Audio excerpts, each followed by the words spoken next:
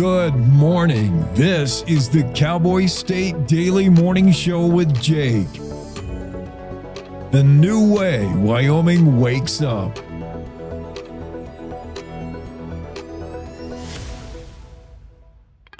It's time to take a look at what's happening around Wyoming. From the Cowboy State Daily Newsroom, I'm Wendy Kaur. The U.S. Department of Education on Monday announced it's investigating the University of Wyoming because, quote, it allowed a man to join a campus sorority. They're referring to the UW campus-based sorority chapter of Kappa Kappa Gamma, which inducted a transgender member in 2022. However, Cowboy State Daily's Claire McFarland reports that UW was not the entity responsible. The campus-based chapter of the sorority did that by itself, by a vote of its members in 2022.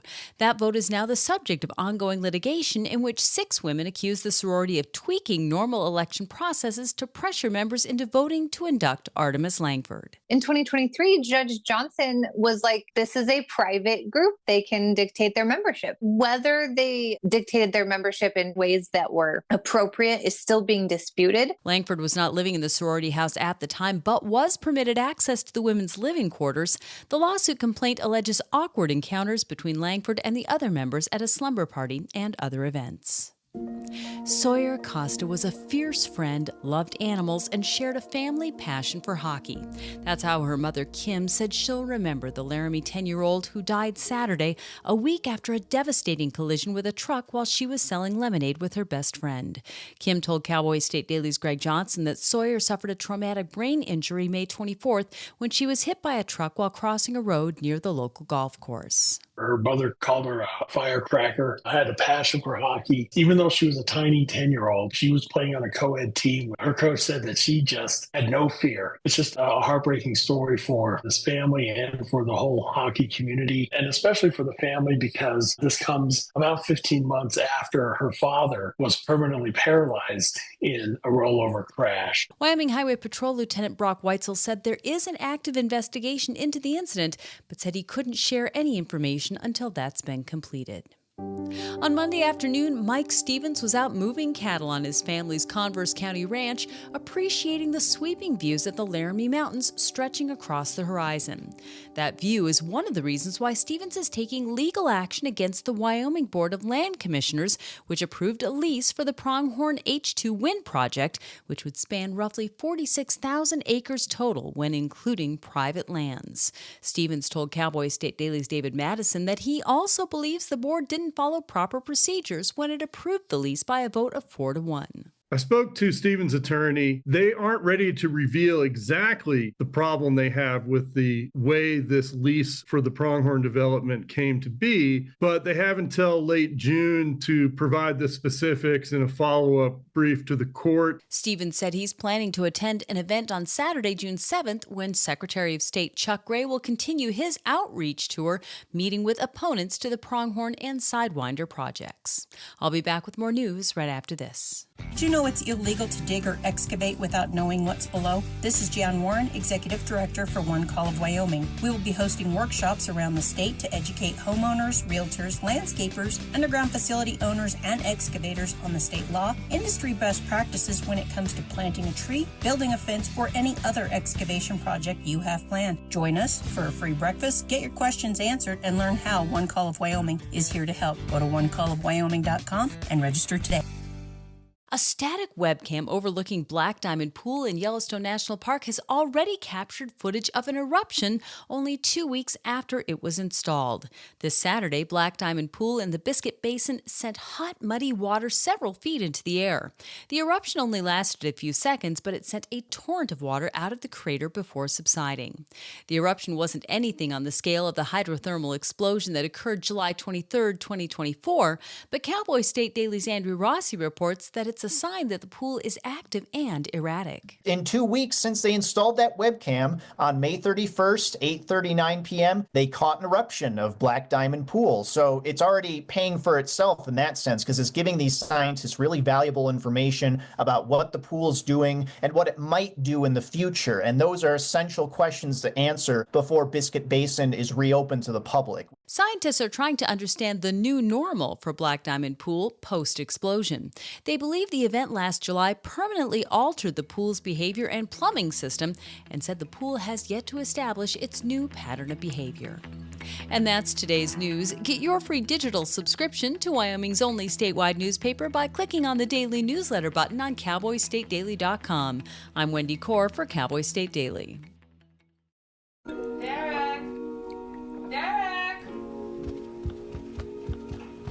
Go wash up and grab your sister. Okay, but first... Where's Grandma? Hey, Mama. Ma. I'm worried about Mom. Mom? She's fine. These the ones, right, Mama? Yeah, groundlings. Sweet potatoes. Sweet potato. Daddy, it's salty. Grandma's just getting old. Some things come with age. And some don't. Early detection of Alzheimer's can lead to better care for your loved one. Add 2 eggs. Learn the early warning signs at 10signs.org.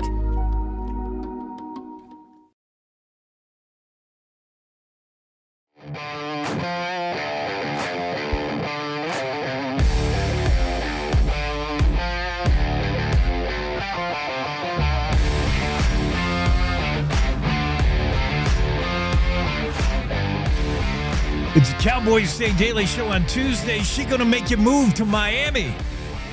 You know that song? It's like a Pitbull, right? I wish I could play it. She gonna make you move to Miami. It's Pitbull and that other dude, the Latin star. Oh, now I gotta look it up. Your shirt does say Miami. Yeah. Okay. Yeah, it's Miami University, so it's a big spoiler because it's actually in Ohio. Oh, Yeah, she gonna make it move to Ohio. No, that doesn't work. doesn't work. That'd be like a Kid Rock song. Yeah, but that's my favorite thing you've ever done on air yet to date. That move. Well, it's the only move I got. The wife says I dance like an idiot. Enrique Iglesias and Pitbull. Oh, okay. Yeah. Let's see. No, I can't. Plus, it's got a commercial on it. Yeah, it's a great song. She gonna make you move to Miami, or the Ohio version written by Kid Rock, who makes music for dads who can only see their kids on weekends and don't. Just thought I'd throw that out there. Yeah. There. That's all. I wonder if the trolls feel that. Jimmy will have a heart attack. Let me stop the music so I can put your audio back on. Okay. Yeah, she gonna make you move to Miami. I'll listen. Okay. Also, I want to get you up to date. What else? There was other news that I thought tied into your stories pretty well. Maybe I'll think of it if we talk about your stories. Okay. Oh, I know what it was. Oh, yeah. Well, we can't start with that story, though. First, let's start with not the neck stabbing. Let's go to the they almost fell for it. You sort of teased this story the other day where you've written stories about scams. This isn't your typical email cold call scam. This is a weird one. We're not even sure it's a scam, but it's probably something not right here. When you're contacted to support the local high school team, this is naughty because businesses, they love to support the local high school sports team. The basketball team needs money, and you want to jump in on that, but who are you giving money to? So weird. Yeah, this one was one that I got really fired up about. Some of these scams I just get fired up about, and this is one because of that. because the amounts they were asking for weren't super high, so it was kind of low enough where it was $300 ish. So people were just like, well, it's for a good cause. However, they're acting 100% fraudulently. And so they're technically a legal company. They're registered, their registration is up to date in Texas. However, there is no way to track. They said they had a contract that they didn't. So they're basically, the whole premise is fraudulent. So I'm going to go out on a limb at that point and call it scam-ish. So there was no way if you bought space on this T-shirt or on this banner to really know if you were getting what you were getting. And his advertising tactics were very aggressive. So he called the guy who I spoke to, Eloy Martinez, and Eloy had committed to $300 and he was going to give him a free T-shirt with $10 shipping charge. So right away he's like, what is that? So he was already kind of skeptical. And when they gave him the hard sale, he's like, yeah, I'll commit to this. Send me everything. I'll mail a check. Then the guy called him back and said, did you send the check yet? And he's like, something's off. And he was right. I like to do this before I send any money anywhere like that's different. If it's not, if it's not a trusted place, like Amazon is pretty trusted for me. They got your credit card on file, whatever. But it has to be like a major retailer, if it's something smaller, and I'm not sure, I do a quick Google, and I like to do the BBB, the Better Business Bureau, or I'll, just Google the name of are these guys legit or scam in the same sentence? And usually you'll get hits on something. The Better Business Bureau doesn't have this company accredited with them, but they're aware of them. I mean, if you type that into the search engine, something will happen, right? Yeah. And it appears this was a company I just couldn't track down legitimately. They seem to have changed their address. They've only been around for 3 years, and they changed their address last year, I believe. So they used the same phone number that nobody answered, that just went straight to voicemail, and they changed their address. And so they have these operators, and I spoke to the guy, I can't remember his name, Eric. And I was like, where are you, Eric? And he's like, I can't tell you. Who are you working for, Eric? And the poor guy, I think and I saw that they were hiring on Indeed. So they operate legitimately enough to get these people, and the people probably don't know. I'm not blaming Eric because, he thought he had a contract that he couldn't send me. But yeah, so I don't know how these companies stay in business. Yeah. All right. So a couple more things. First off, what is it this company purports to do? They're selling paraphernalia. They're selling swag for sports teams, high school teams. Yeah, exactly. That's exactly what they're doing. So they do have legitimate sales sprinkled into these scams. So it appears that some people do get their orders. 38 complaints isn't a ton if they're constantly doing this type of fraudulent activity, but it was enough where other states, at least I counted 6 other states had already flagged them. I found articles or notices from school districts. So there's enough out there to know that these people are not good actors. And this company, are they stepping, do you know, by the way, Jen, are they stepping in a void? Is there nowhere else to buy? Like if you wanted to support the Thunderbirds, that's Cheyenne East, right? Can you get stuff somewhere else legitimately? Oh, I'm sure you can. I didn't actually search that, but I'm sure there's hundreds of companies like this. Yeah. And in fact, I know that there's local companies who do this, and typically that's who the school supports.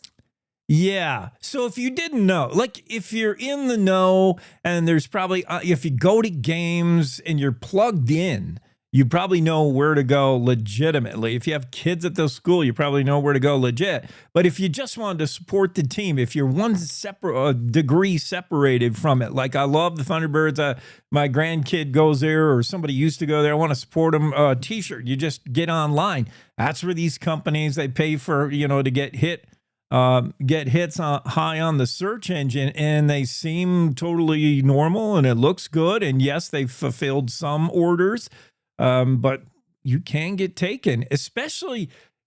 I think an indication of Wyoming is whenever anyone's aggressive, whether they're trying to sell you something real hard. Like, we don't do that in Wyoming a whole lot. I don't know what they do in Ohio, there, Miami, but we don't go hard with that kind of thing. So if someone's pushy, back out, I would say.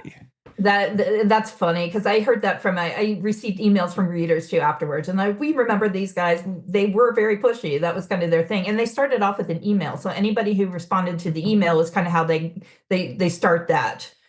So they sent a legitimate pamphlet selling this stuff, and then Eloy, in his case, he responded to the email, and then they called him for his credit card number immediately. And he's like, I don't give it over the phone. And he was just, I don't know if he had kids in the district, but he just was a business owner, and he's like, I want to support the locals because it's important to support your community. Yeah, I don't give my card over the phone except for two things. Usually, like the hospital, if I have to pay some hospital bill and I can trust that it's really the hospital, or like a motel to hold a room, and I know it's the hotel or the motel. But otherwise, yeah, I don't like to say the number I don't know who's on the other end. I like to see what looks like a legitimate sales thing on the internet. And some have better looks than others, They have all the credit cards, how you might pay. They might have Apple Pay options or other. It looks more professional than others. Then some dude over the phone with a Bronx accent telling you, give me your up digits. I'm like, Yeah, exactly. I always go to that company's website, and even then you've got to be careful, because a fraudulent company can be spoofing a real one, and sometimes they'll pay the SO. I don't know how this works, but whatever you have to pay to get your site higher up in the Google search. Oh, yeah, I get those all the time. Yeah. You know what I tell them? They usually shuts it down, and it's pretty much true. And I'm blessed to be able to say this, but they call me about my DJ business. They're like, can't you benefit from more work? And that usually stops the conversation there. I'm like, no. There's only one of me. I'm exhausted. I turn away gigs all the time. Like, no. I said, can I pay to be lower in the search engine? Click. Like, they're gone. Nope. Anyway, what are we ready for the next story? Yeah, let's go to neck stabbing. That's pretty good. I love the headline, Jen.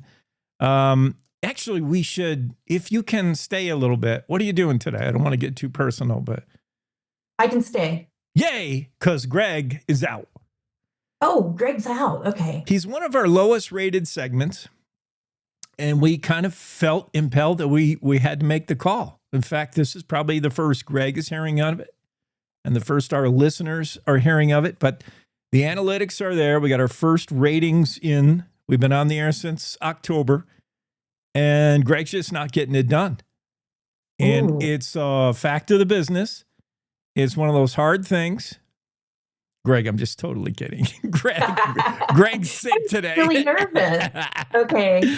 Greg's like, I've got to perform. Greg's not feeling real well today, so we're going to not the backup plan. This is plan A, Jen, and she's gonna make be plan A. She's gonna make the move to Miami, Ohio. We'll be right back with Jen Part 2, otherwise known as Greg, after this. Wyoming is a big state. There's so much ground to cover, so many stories to tell. But the Cowboy State Daily News team is up to the challenge. I'm Wendy Core, host of Cowboy State Daily Video News. Whether it's politics in Cheyenne, energy issues in the Powder River Basin, or grizzlies in Yellowstone, our talented crew of experienced journalists are out there finding and telling the stories that matter. What's the best restaurant in DuBois? Renee Jean checks it out. What's the most recent Supreme Court decision mean to our everyday lives? Claire McFarland explains. How is the upcoming elk hunting season shaping up? Mark Hines lets us know.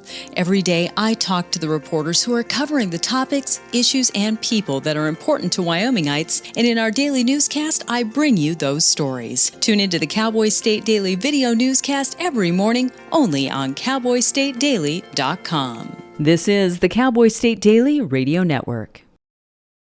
Gracie and Pedro might not get along so well. They're standing on my tail. But there's one thing they agree on. There's a right seat for everyone. Oh, that's the good stuff. Whether you're a dog, Hold on, Pooch. a cat, a fish, or a rat. And I'm a ferret. Be sure to travel safe. How can you be so sure? I'm absolutely positive. On your next adventure, make sure your children are in the right seat for their age and size. Get it right at nhtsa.gov/the right seat. Come on. Go, Diane. Yeah, keep it going. Yeah. Go, honey. If you love them enough to drive an hour to cheer them on as they get beat 11-0 in the rain, then surely you'll check nhtsa.gov/the right seat to make sure they're correctly buckled in the back seat. Throw that ball, Diane. Woo! You got this. So as a technical sergeant, E6. I served in Vietnam in 1969. I am an U.S. Army veteran.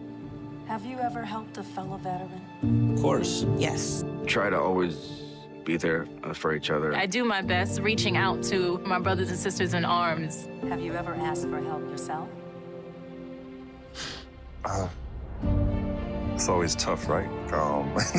I can't say that I have. I mean, If you don't have someone to kind of help you guide those thoughts, it can be really bad. Eventually, you just can't deal with it on your own. I guess it's a part of the military too, right? Service before self. It was drilled in, service before self. And you start to question, maybe people would be better off without me, When you realize that you're not alone, once you take that first step, there's so much support.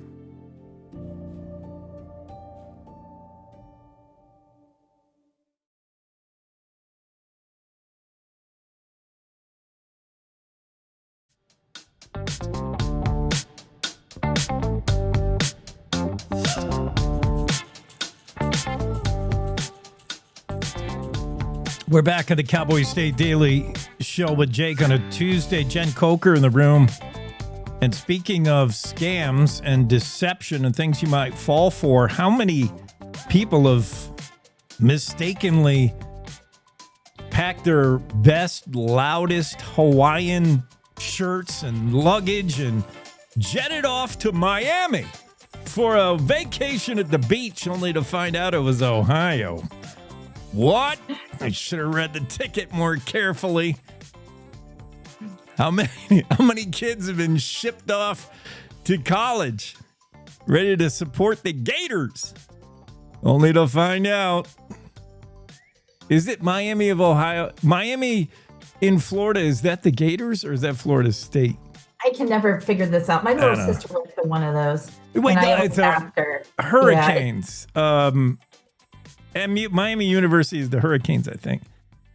Okay. And then I always get it wrong, and it offends her. Yeah. Well,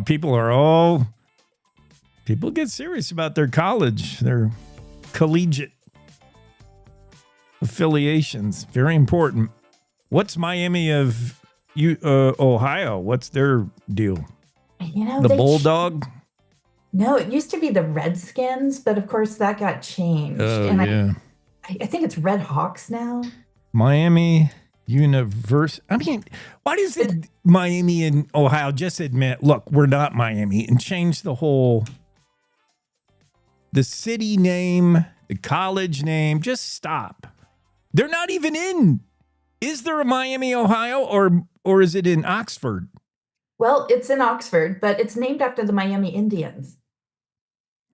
So you've got to let go of this Florida affiliation. I think they have to. I'm going to complain to the Better Business Bureau that Miami University, the one in Ohio, is deceitful, and they should cease and desist. Just change your name already. You're confusing everyone. Yeah, I mean, I get when I tell people I went to school at Miami University, they get very disappointed when I say in Ohio. I add that because I know the next thing that's coming cool. And it's like, no. It's such a wah-wah moment. Kind of, yeah. But back in the Ohio East Coast world, it's a big deal. People want to go to this school. No, I'm not. And it's not that the school may be 10 times better than the one in Florida, but the one in Florida, unfortunately, for the one in Ohio they've got the name. It's like there's only one Amazon. There's only one Delta Airlines. You can't be the other one. Who was first? 1809 for Ohio. Yeah, it's Ohio. It is 1809 for Ohio. And I mean, if we can trust Wikipedia. Sometimes. But the Ohio one has a really beautiful campus. That's what drew me. I wanted that quintessential college experience where you actually feel like you're at college. Yeah. Yeah. That's nice. 1929 for Florida. So you're first, Ohio's first. Hey. Maybe the Hurricanes should drop it already. I don't know. I can't get involved in it. I got too many irons in the fire. I can't get involved in it. Move on from this one, Jake. You just said that, right? Like, get over it, Jake. Move on. All right. I've got to nudge you off of this one. You're right. Talk me off the ledge. Let's go to this story. I love the headline.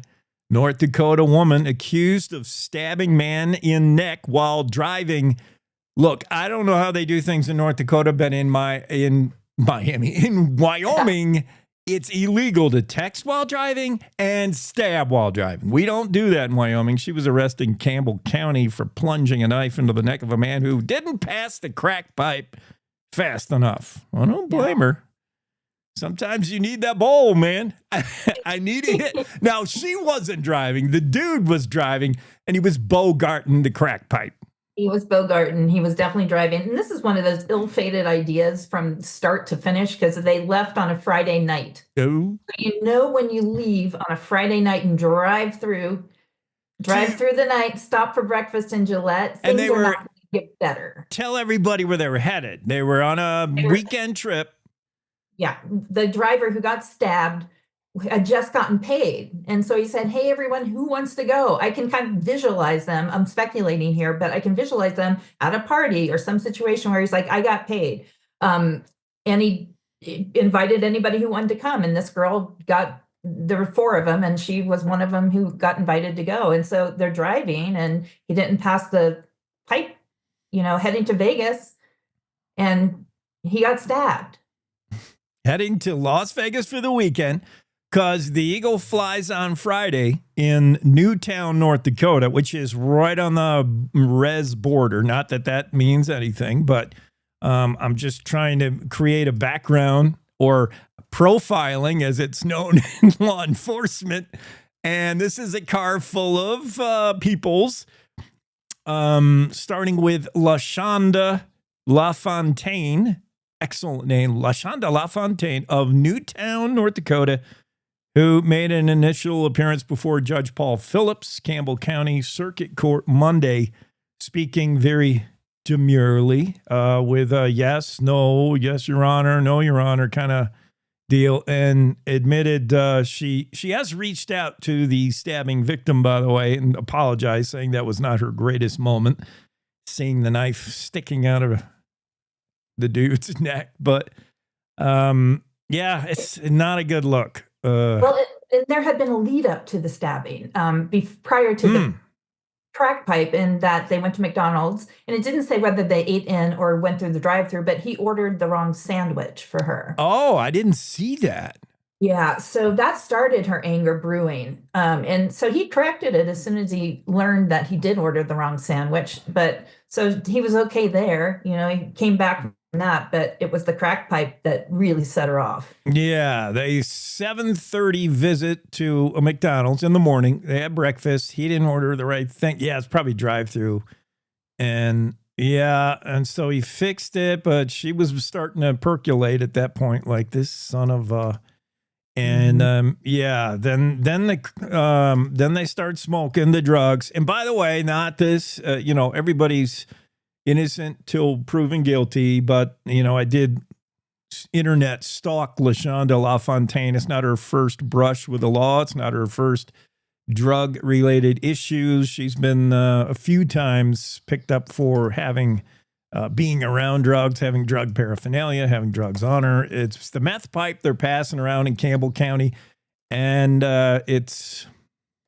which is not good. But then the knife in the neck. What now? Where she just produced this knife? I think the victim said, didn't even know she had a knife.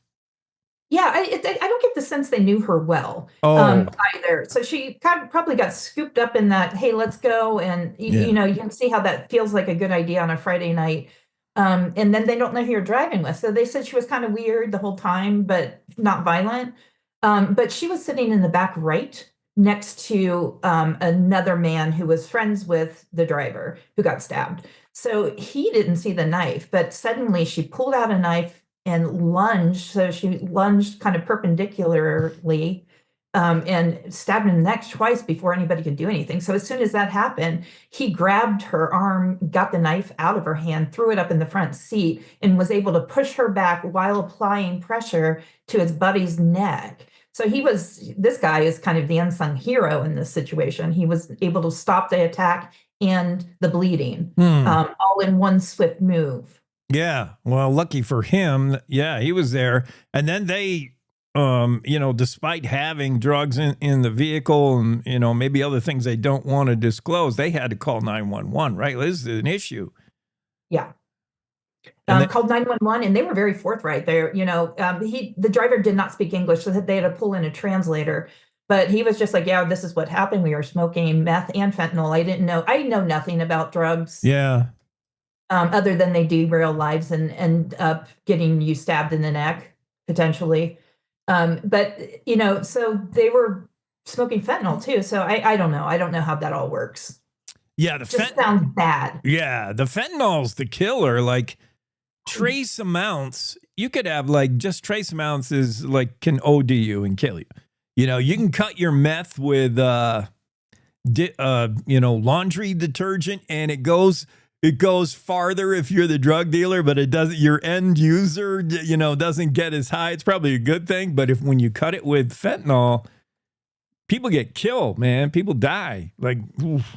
So, yeah, whether you OD or you got a knife sticking out of your neck. So this is going to be second degree attempted something, manslaughter. Yeah, what is that?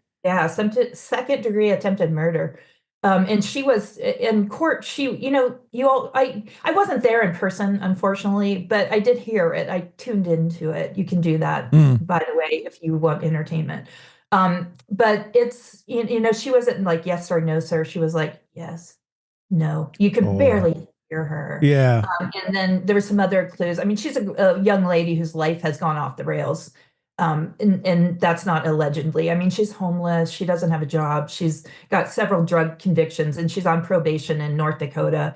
So, you know, you hate to see this, especially somebody so young, but she is now in Campbell County. So she's facing life in prison potentially. And without the influence of the drugs, I think this young lady potentially is bipolar. The people she was with who didn't necessarily know her that well said she was acting weird from the beginning. So there's a lot there, maybe. Yeah, there's a lot there. And, you know, she had commented that she was hearing voices, but then she couldn't remember how many or the last time she heard those voices or what they said. So she's potentially has bipolar. I don't know what is drug induced or what's not, but she did say that. And when the judge asked her what she was on probation for in North Dakota, she said, I don't know. So I don't know if she's still recovering from smoking meth, and I don't know how long that takes to come down from that, but she's definitely has some problems, and they just got infinitely worse. Yeah.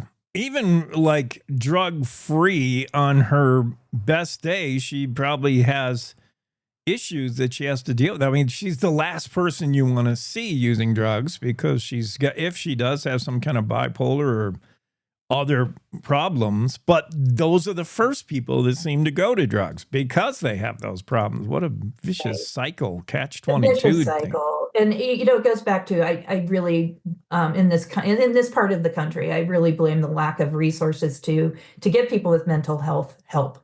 and how hard that is on the legal system too. It's just there's so many variables when you have mental health because of course you're self-medicating, but it's a sad situation. Usually, I mean, I always want to say there's a lack of a strong father figure, lack of any father figure. That's my pet peeve. But yeah, certainly the fentanyl, especially if you're not getting the bowl fast enough, could cause you to go all Nancy Seaman on somebody. I just read that book. Joyce Maynard. Yes. Oh, no. You're in a bad place then, Jen. Yeah, well, definitely in a bad place. Now I got to talk you down. I'll give up the Ohio University great debate, and you don't go internally combust. No, but I'm so excited to meet a fellow Joyce Maynard fan. I'm assuming you're a fan. It was my first foray into Joyce Maynard. I read everything. You should read the Barbara Kingsolver Demon Copperhead. Barbara Kingsolver. Everybody loves Barbara Kingsolver, right? Yeah, it's been a minute since I read her at grad school. Yeah, the Bean Trees and whatever. Yeah, Demon Copperhead's really good. And I had a guest on the other day who was dealing with a similar thing. They were talking about the foster care in the U.S. and how it's just really bad. Like there's no good solution to kids who lost their parents and they go into foster, they go into adoption, and some get adopted, some don't because they're too old or too problematic. And the foster care system just fosters like your next criminal, next man up, next kid up, So that has to be fixed. I was talking with her. I'm like, this sounds a lot like Barbara Kingsolver. And she's like, I love that book. We bonded over that book. So check it out. You got to go listen to the song. She gonna make you move to Miami. You got to read that book, Barbara. I have the book. I can send it to you. Because you sent me that great OnlyFans t-shirt. Yeah, and I tried to give away that book, The Joyce Maynard, to one of our coworkers, and nobody took me. I was going to mail it. Losers. I'm going to mail you this book. I think you'll like it. Okay. The song you'll have to... I love old school mailing books in the mail. I guess that's redundant. But yeah. I love it. Yeah, mail is just old.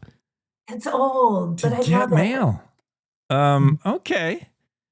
Well, I'll do that. I'll mail it off to Miami, Florida. And then you give me your address. You haven't moved on. We'll work on that. I can't let it go. All right. Jen, you have to have a great Tuesday. I insist. I will absolutely have one, and you do the same. Thank you. All right, we'll see you Thursday. Sounds good. Bye-bye. Jen Coker on the Cowboy State Daily Show with interesting stories you just have to read. He almost fell for it. Cheyenne business owner exposes a high school sports team scam. Support your Cheyenne East Thunderbolts. Send us your money today. No, really, send us your money right now. Kind of weird. Is it legit? Jen doesn't think so. And a North Dakota woman accused of stabbing a man on the neck while driving. And you thought texting while driving was dangerous. Nothing funny about the guy with a knife sticking out of his neck. But LaShonda LaFontaine of North Dakota has got to get clean. Start there and then address whatever else demonizes your subconscious. Let's take a quick break of the Cowboy State Daily Show with Jake on this Tuesday, and we'll come back and try to solve the rest of the world's problems after this.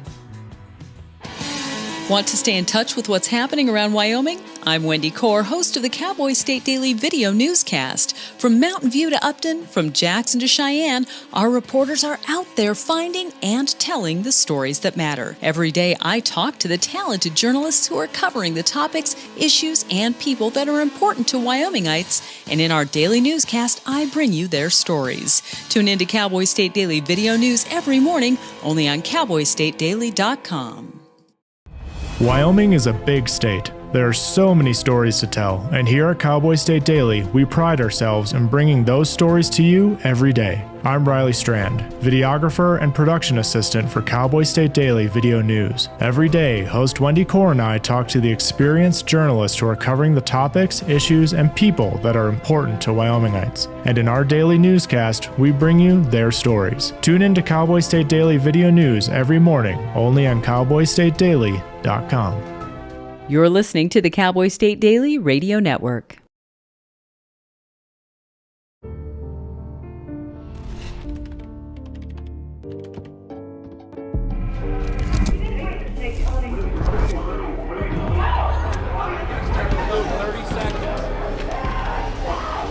I'm an ex-drug dealer, and I'll be your sub today.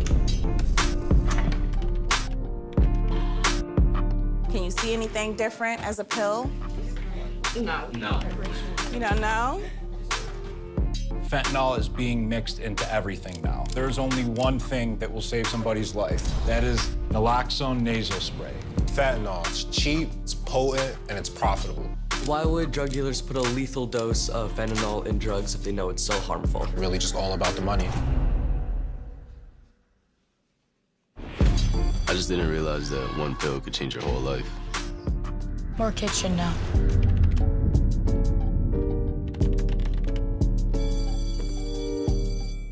In today's digital world, it's hard to know who to trust. Your local TV and radio stations bring you the facts. Misinformation and deep fakes flood social media, but broadcasters deliver verified and accurate news. For news, emergency updates, sports, and entertainment, turn to your local stations. Text TV to 52886 and urge Congress to support the vital local journalism broadcasters provide. Did you hear? Todd's in the hospital. Who's Todd? He got a collapsed lung from vaping. He thought it was cool. Not cool. Promise you won't vape, Emma. It can lead to a lifelong addiction, and we can't be friends if your lungs collapse. Bogus. Wacky sitcom teens aren't the best people to talk to your kid about vaping. Hey, you got a minute? You are. Start the conversation with your child about vaping today.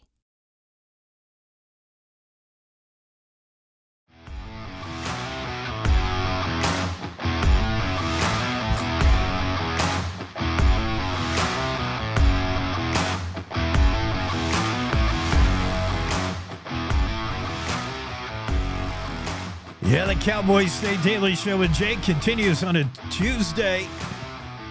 Thanks for dropping in with us.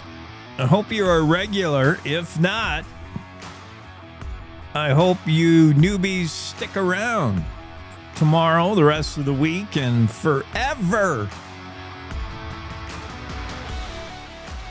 This story from Claire McFarland in the Cowboy State Daily. Department of Education investigates UW for trans sorority induction. So many questions when I read the headline. First, I thought Department of Education. Whose Department of Education? The states or the feds? Because it was my understanding the federal DOE is DOA, right? Like, isn't Trump trying to get rid of that whole deal? How is the federal department of the U.S. Department of Education? How do they have anyone left? Staff? I think Trump fired half of them. Although I think a judge got involved and there was some kind of injunction. So maybe that's it. On their last dying gasp, the U.S. Department of Education is investigating the University of Wyoming. And this is all over the transgender, the boy that was allowed to join the sorority. There's a book for you. Is that a book title? A book soon to be banned at your local library? The Boy Who Joined a Sorority. Yeah. You can't do that. To get into a sorority, you need boobs. Basically. Kappa Kappa Gamma sorority is what we're talking about at the campus of UW. I don't know if they're off campus. The university has insisted all along, we got nothing to do with frats or sororities. Fraternities, sororities, that's a whole separate deal. It's not accredited, chartered, or affiliated with a school, UW likes to say. That's their own deal. It is a campus-based sorority. Oh, okay. The Claire McFarland writes, the UW campus-based sorority chapter of Kappa Kappa Gamma, KKGs. Go KKG.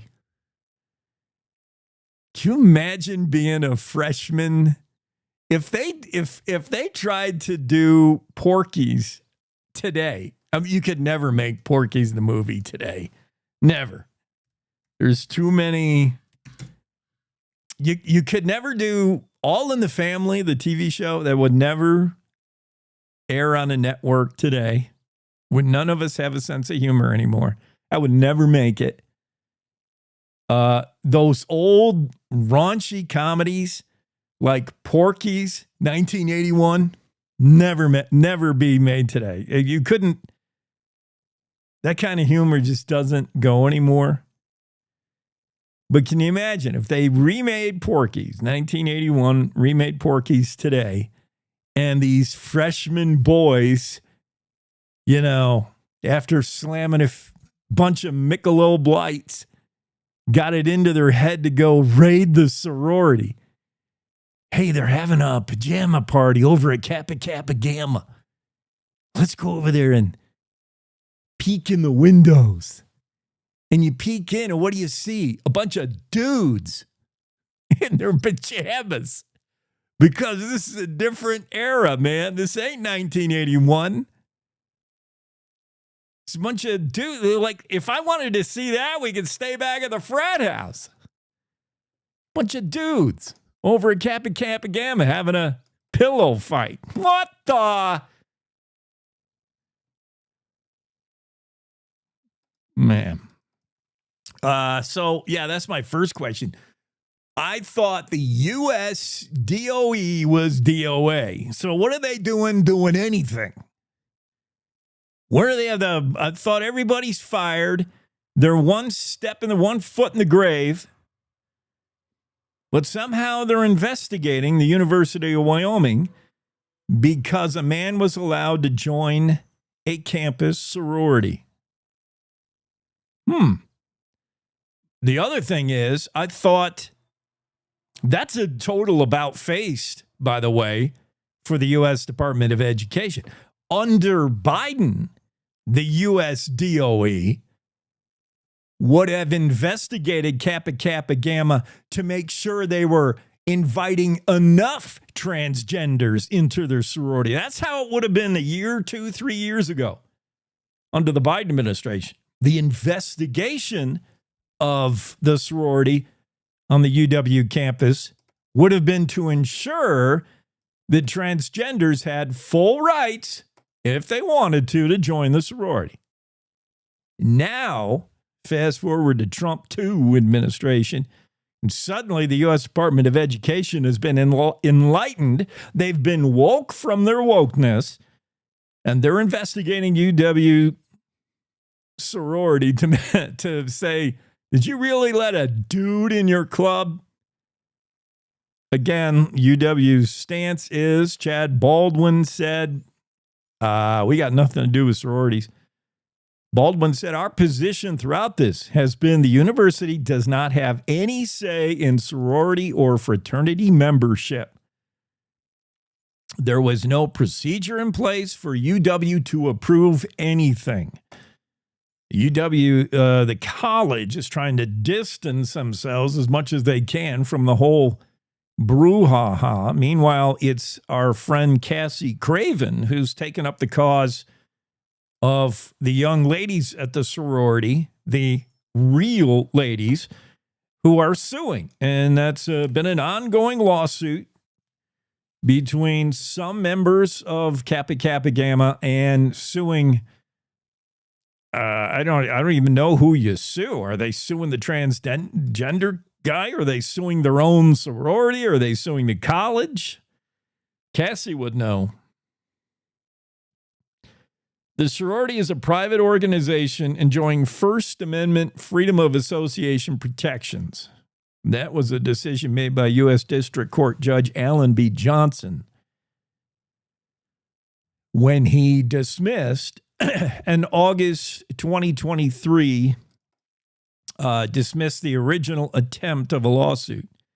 However, I think there's been an appeal, or there's another way to attack and get at it, because I know Cassie is usually was on Mondays. Cassie Craven, very good attorney, very smart young lady, and writes, by the way, she has a great opinion piece in the Cowboy State Daily you should check out. Really good. And it's not even an opinion piece. It's her latest column, if you read it. Cassie Craven and Cowboy State Daily. Her latest column is a news story. Very interesting. She interviews and quotes people. Like, it's a hard-hitting news story. And it's really interesting. Check it out. If you need some time to kill on the interwebs and you can stop playing your game for 2 seconds. It's a really good story. Cassie is representing the plaintiffs, Allie Kogan, Hannah Holtmeyer, Maddie Ramar. And the suit, I would imagine, is you're suing the sorority for letting in, I don't know. You can sue anybody anytime. So the U.S. Department of Education says the problem is UW did not intervene. They said the college should have stepped in here. The college says membership of fraternities and sororities is their business. That's Kappa Kappa Gamma's deal. We can't get involved in that.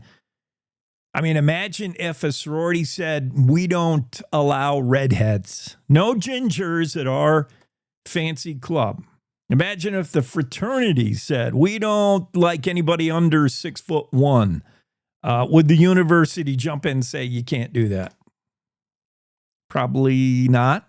Best to just stay out of it, right? If you're the university. But at a certain point, sororities and fraternities start behaving in a way that reflects on the college. And the college does have to, especially if it's an on-campus sorority, the college does have some kind of overarching role, you would think. But UW, Chad Baldwin says, who they want to let in is not our deal. That's up to them. U.S. Department of Education has a different view. They said it's a problem. UW did not intervene. U.S. Department of Education says, quote, in writing, a school receiving federal funding that supports, sponsors, or promotes a sorority or fraternity must meet its obligations under, and there's a whole bunch of legal crap, Federal Education Anti-Discrimination Law, Title IX, et cetera, it must meet its obligations to protect its students from sex-based harassment and sexual assault, regardless of each sorority or fraternity's policy. So how far does UW have to go to protect its students when they're trying to join frats and sororities, etc.? How far does UW get involved? U.S. Department of Education says not far enough if you're University of Wyoming. Claire McFarland has the real story, not the one I've been telling. I tell it like I like to. This is Claire. The U.S. Department of Education on Monday announced that it's investigating the University of Wyoming because it, quote, allowed a man to join a campus sorority. It's referring to the UW campus-based sorority chapter of Kappa Kappa Gamma, which inducted a transgender member in 2022. However, Cowboy State Daily's Claire McFarland reports that UW was not the entity responsible. The campus-based chapter of the sorority did that itself by a vote of its members in 2022. That vote is now the subject of ongoing litigation in which 6 women accuse the sorority of tweaking normal election processes to pressure members into voting to induct Artemis Langford. It's unclear what the U.S. Department of Education is trying to do here because the sorority is a private organization. In 2023, Judge Johnson was like, this is a private group. They can dictate their membership. Whether they dictated their membership in ways that were appropriate is still being disputed. But at no point did the sorority women sue the University of Wyoming because the university doesn't dictate the sorority's membership. So it's unclear what the federal department is trying to do investigating the university, which has always drawn a bright line between itself and the sorority. Langford was not living in the sorority house at the time, but was permitted access to the women's living quarters. The lawsuit complaint alleges awkward encounters between Langford and the other members at a slumber party and other events.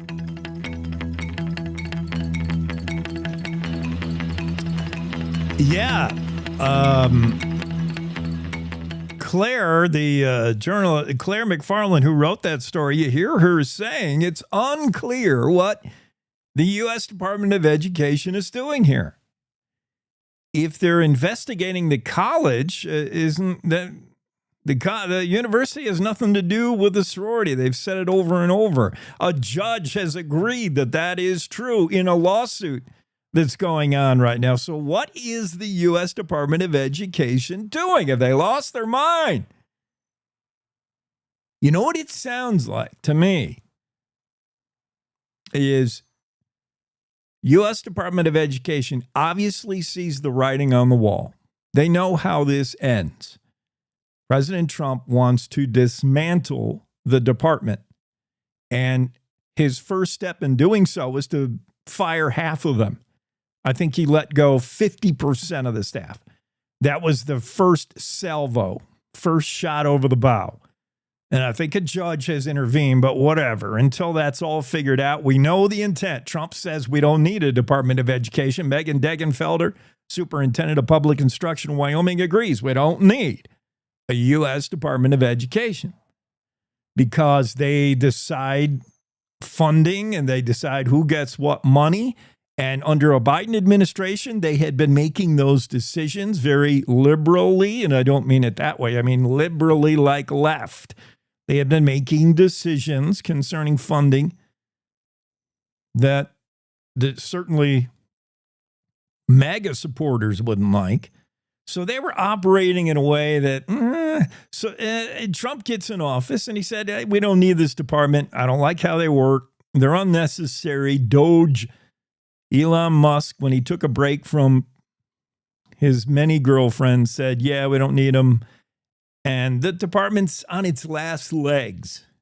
So it sounds to me like somebody in the Department of Education says, you know, the only way we can survive is to get in lockstep with Trump. We see the writing. We see where this is going.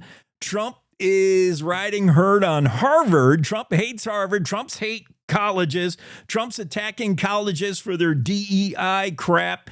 Okay. Let's show that we're big Trumps, but let all put on our red MAGA hats at Department of Education, and we'll go Wyoming. They got a problem at this sorority. Kappa Kappa Gamma let in a boy. Let's go investigate Wyoming. Show Trump that this department has reinvented itself. That's what it sounds like. I don't know. We'll talk to Claire tomorrow and I'll ask her and she'll look at me like I'm growing 4 heads and she won't answer. That's kind of Claire's deal. Whenever I ask her some oddball thing, she's like, Jake, that's what it looks like. U.S. Department of Education trying to show they're all Trumpy. and investigating University of Wyoming for this boy in a sorority. Meanwhile, the investigation is Cassie Craven kicking over tables and trying to continue with that lawsuit on behalf of 6 sorority members who didn't like the fact that they had to have a pillow party in their jammies with a boy, because that's kind of weird. Cowboy State Daily show continues after top of the hour news break. Thanks for spending your Tuesday with us. We'll get more relevant, we'll get smarter, and we'll cover actual news here pretty soon. Or maybe not. I don't know. I don't know what we want to do today. I still am mad that Miami of Ohio is parading around as Miami University. We already have one in Florida, but Miami of Ohio was first.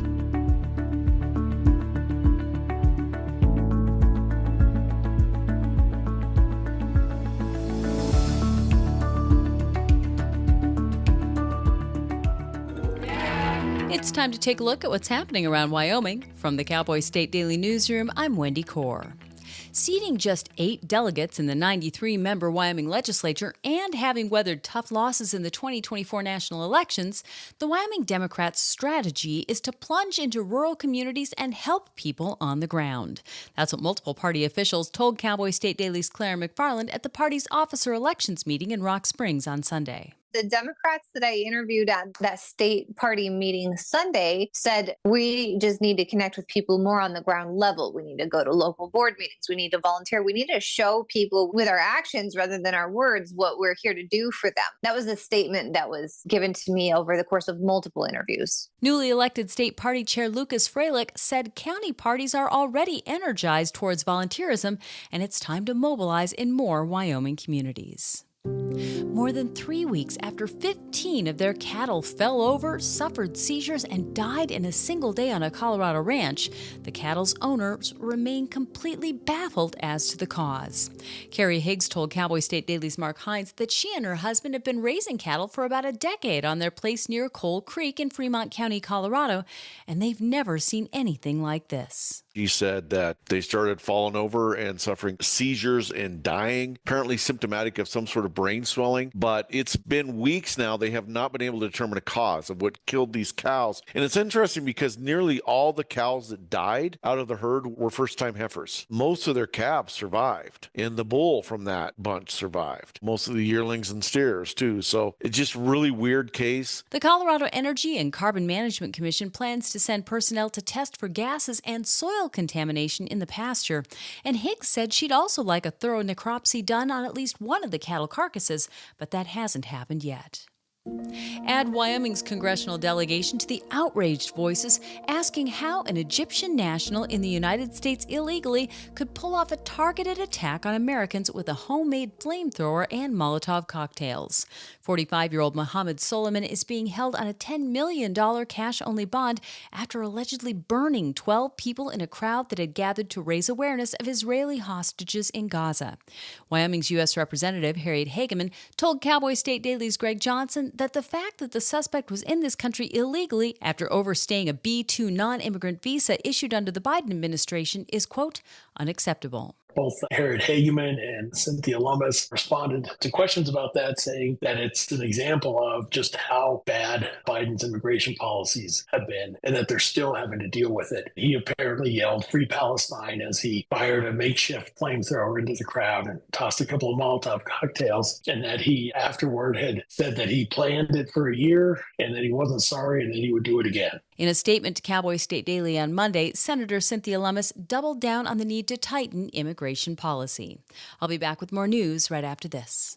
Do you know it's illegal to dig or excavate without knowing what's below? This is Jan Warren, Executive Director for One Call of Wyoming. We will be hosting workshops around the state to educate homeowners, realtors, landscapers, underground facility owners, and excavators on the state law, industry best practices when it comes to planting a tree, building a fence, or any other excavation project you have planned. Join us for a free breakfast, get your questions answered, and learn how One Call of Wyoming is here to help. Go to onecallofwyoming.com and register today. A visit to Yellowstone National Park is a multi-sensory experience of sight, smell, and sound. One sound that always thrills and chills in Yellowstone is the distant howling of wolves. But while anyone can find and listen to a mud pot or a waterfall, there isn't a venue or a set schedule that will lead visitors to a guaranteed chorus of wolves. So what's the best way to hear wolves in Yellowstone? Cowboy State Daily's Andrew Rossi reports that it depends on the time, the season, and the reason. The best times to listen for them are dawn and dusk because they're crepuscular, which means they're most active at dawn and dusk. Howling is territorial. So if you want to hear wolves howling, you want to go at the time when they're establishing territory, which tends to be winter. So summer's not the best time of year to hear them. And naturally, you want to go to the spots where the wolves are just hanging out. And that tends to be the northern section of the park along the Lamar Valley. The entirety of the Northeast Entrance Road from Mammoth Hot Springs to Cook City, Montana, has higher chances for wolf howling. According to the National Park Service, there were at least 8 different wolf packs with territory along the road in 2023. And that's today's news. Get your free digital subscription to Wyoming's only statewide newspaper by clicking on the daily newsletter button on cowboystatedaily.com. I'm Wendy Core for Cowboy State Daily. Love is a lesson that doesn't end. It knows no conditions, so you better buckle in. Love keeps you on your toes. It never stops, only grows. Love isn't easy. It's a commitment, especially when they're being their most resistant. Love is being prepared for the journey ahead. Love doesn't let any concerns go unsaid. Love is finding the right seat so you can take a breath. But remember, love isn't lax. It always double checks. Check that your kids are in the right seat at nhtsa.gov/the right seat. Love protects.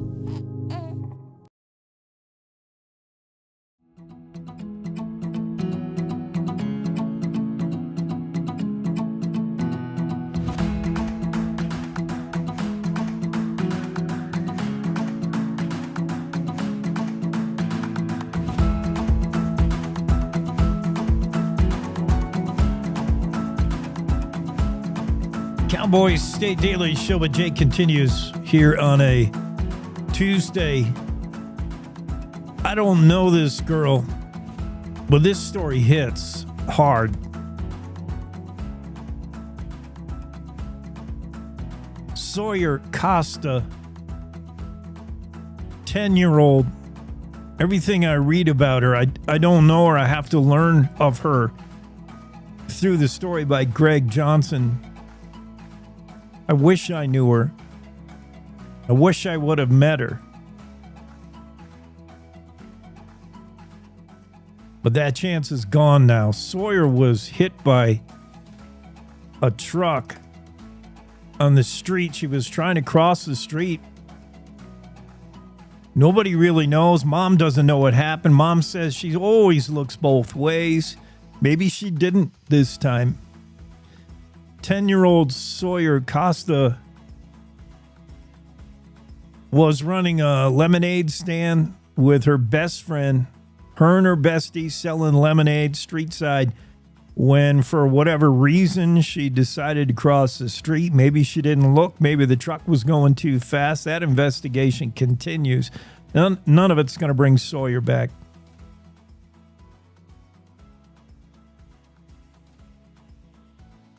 She seems like a great kid. Learning about her later. She's a Laramie 10-year-old. Mom Kim said that she was just full of life, afraid of nothing. In fact, if you were going to put a tag on Sawyer Costa, if you were going to remember anything about her, she was fearless. Fearless, her mom said. Playing hockey with the big boys, trying to keep up with her big brother. I mean, I know a lot of girls like this, 8, 9, 10, 11, 12 years old. They all seem like the same kind of kid, you know, the same kind of kiddo. These sassy girls that fearless. She played hockey on co-ed team, so she played hockey with the boys. No problem. You couldn't tell her no, Mom said. Sawyer's spunk, positive attitude defined her. Dad was the hockey coach. He didn't have to worry about protecting her. In fact, he probably worried about the other boys. He didn't have to tell the boys to go easy on her.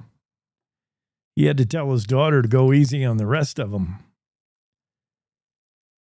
Yeah, Sawyer, this happened, by the way, on May 24th, when Sawyer was hit by a truck while crossing the road near a local golf course in Laramie.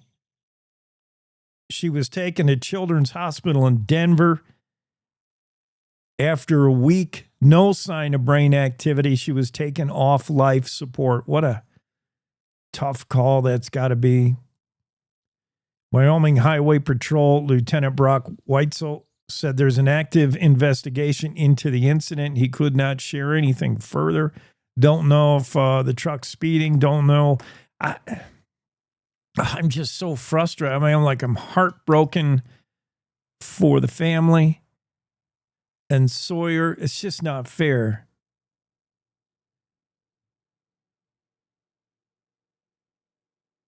Just not fair. But whenever I hear about someone getting hit by a vehicle, I wonder how does that even happen anymore? I mean, if you're driving, there's parked cars, maybe the mom thinking, there's a lot of parked cars along there, so the kid has to peek out between parked cars. But I just don't know how someone gets hit by a car in city streets. I mean, you're driving in downtown, you're driving in city, you're driving like 20 miles an hour and your head should be on a swivel and you should be looking for a dog to dart out, a kid to dart. I'm like, you got to be ready. You can't be flying down a city street at 40. And I don't know that was the case. I don't know. I'm just mad that 10-year-old kid gets hit. That's tough.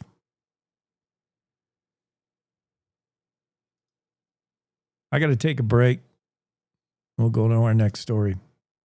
To the Teton Range, Cheyenne to Sheridan, Rawlins to Ralston. Cowboy State Daily Morning Show covers the state like no other radio show or podcast. We love Lovell. We're eager to share the stories of Story will crow about Crowheart and yodel over Yoder. Whether you make your home in Sweetwater, Chugwater, Powder River, or Green River, the Cowboy State Daily Morning Show will make you feel right at home. Jeffrey City, Atlantic City, we see you. Little America, Big Piney, you're on our radar. Howdy, Wapiti, Meeteetse, Shoshone, Ten Sleep, good morning, welcome, Torrington, Riverton, Wheatland, Lusk, Lingle, Lander, Timber, Casey, Kerwin, Moorcroft, Mountain View, Moose, Fort Bridger, Fort Laramie, Fort Washington, Hannah, Hudson, Hewlett, Dayton, Daniel, and DuBois. We are east of Weston, west of Midwest, north of Newcastle, and south of Sundance. Border to border, we love Wyoming and every one of its communities, bar none. This is the Cowboy State Daily Radio Network. When you hear the words nonprofit organization, what comes to mind? Is it a place your dog called home before finding you? Is it an organization that supports accessibility? Is it a place that ensures your safety and that of those you love? That protects endangered wildlife and habitats or fights for our most basic needs? It's impossible to show all the ways nonprofit organizations make a difference in our world. One animal, one person, one cause at a time, but it's not impossible to be part of it. When you give what you have to a nonprofit organization that needs what you can give, you help promote, protect, and strengthen the reach of these incredible organizations. The Nonprofit Alliance is here, helping connect people like you to the nonprofits that enrich your life, your community, and the world we share. Reach out to a nonprofit organization that inspires you today to find how you can help make the world a better place. The challenges our planet's animals are facing sometimes feel a bit heavy. The animals haven't eaten in a day, 2 days. They haven't drank anything. They're cold. They're dehydrated. As soon as we started our descent, everywhere I could see was mud. Just absolutely mud. The country has been in prolonged drought for so long. It was like a tinderbox waiting to go up. Okay, very heavy. Each of us wants to be part of the solution, and we can be. Remember that there's good happening right now. At home. All right, we were able to get into your unit, and we have all 4 of your cats. So, okay. And around the world. For any animal in any disaster. So let's focus on that, right? Be part of the solution, one rescue at a time. Search ifa.org/disaster ready.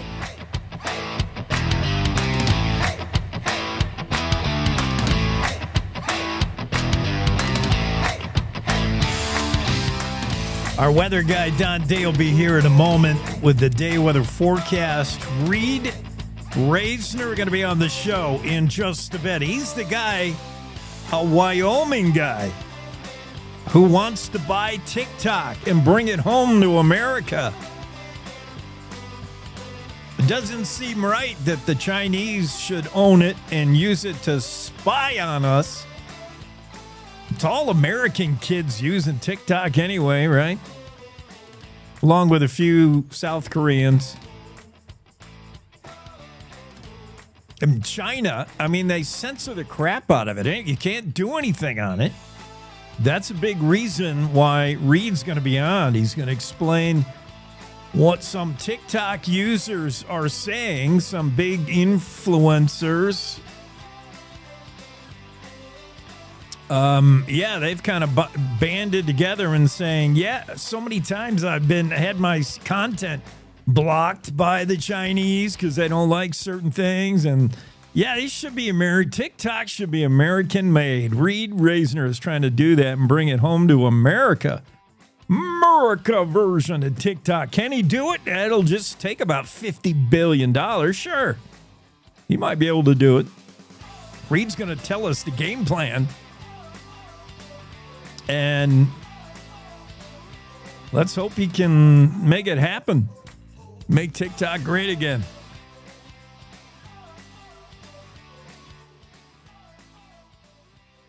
Do I have time? I never know when Don Day's going to pop in, so I have to be ready for him, and I don't want to get into something weighty. But this attack down there in Boulder, this terrorist attack, I got to think like Cynthia Lummis, like Senators John Barrasso and Cynthia Lummis, like Representative Harriet Hageman, I've got to think this could have been avoided if only ICE could deport more people. This guy should have been kicked out a long time ago. This is the kind of person we're looking for. We're looking for drug runners, fentanyl dealers, just criminals, and ship them back to where they come from. And we're looking for dudes like this who hate America. What is this guy even doing here? That's basically the paraphrase of your Wyoming delegation. What is this dude even doing here? It's Biden who let him in, and Biden's immigration policy that enables guys like this to hang around. Here's what we find out from the Boulder incident, the terrorist attack.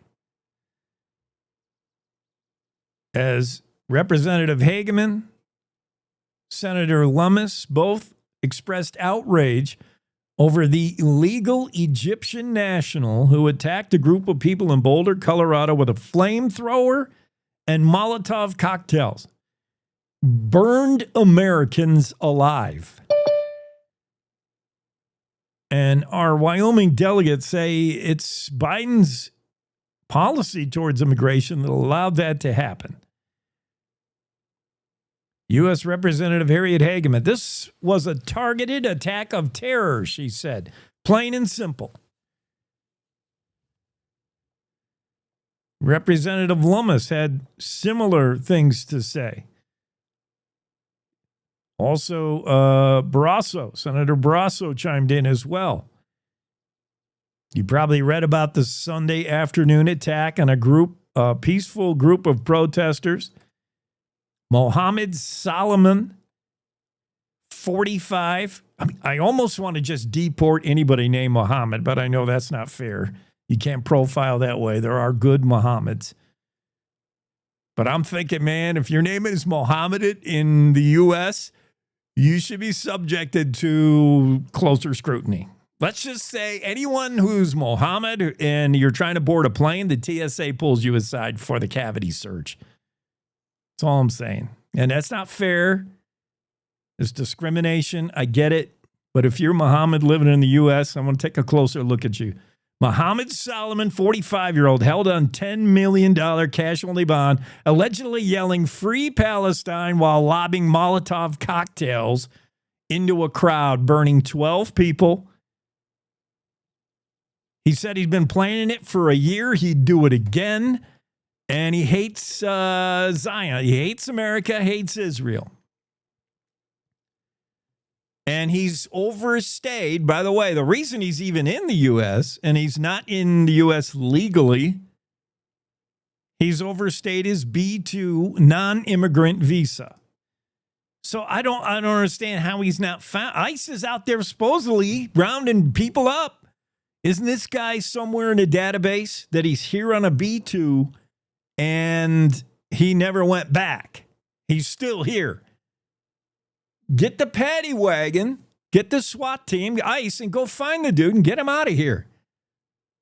Well, too late. In this case. Yeah, just frustrating. Let's go to the Zoom room. We got to get Don Day in here. My aggravation level is super high. It's a good time to join Don Day. Don, I'm extremely agitated over the terrorist in Boulder who's overstayed his B-2 visa and he's lobbing firebombs into a crowd. This guy should go back to Egypt. Not now. This guy should... I can't think of something suitable. So let's try to switch gears and talk about this dang desert dust storm. It's getting worse, Don.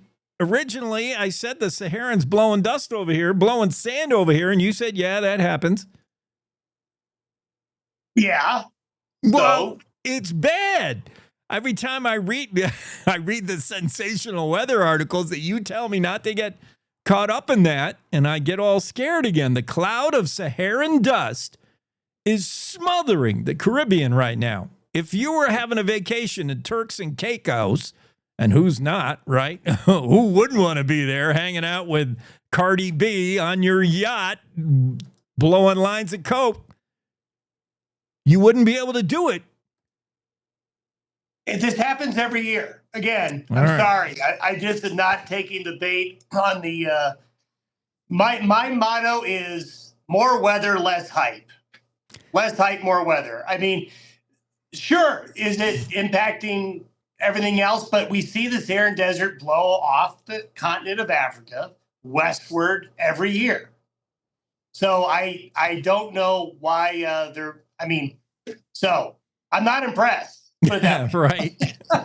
Well, I've been doing this for a while. It's like that insurance commercial. It's like we've seen a thing or two. Yeah. So a lot of times I just don't have much of an emotional reaction. It's like, yes. So, and your point is, right. I want to file a claim. I'm in the Caribbean. My vacation's been ruined by the cloud of dust over here. Nobody said that in the brochure. And you're in the insurance business. You say, yeah, we've seen that. Well, newsflash, the Caribbean in June, July, and August is not really the best time to go there. Not only do you get dust storms off Africa, but it's hurricane season. Yeah.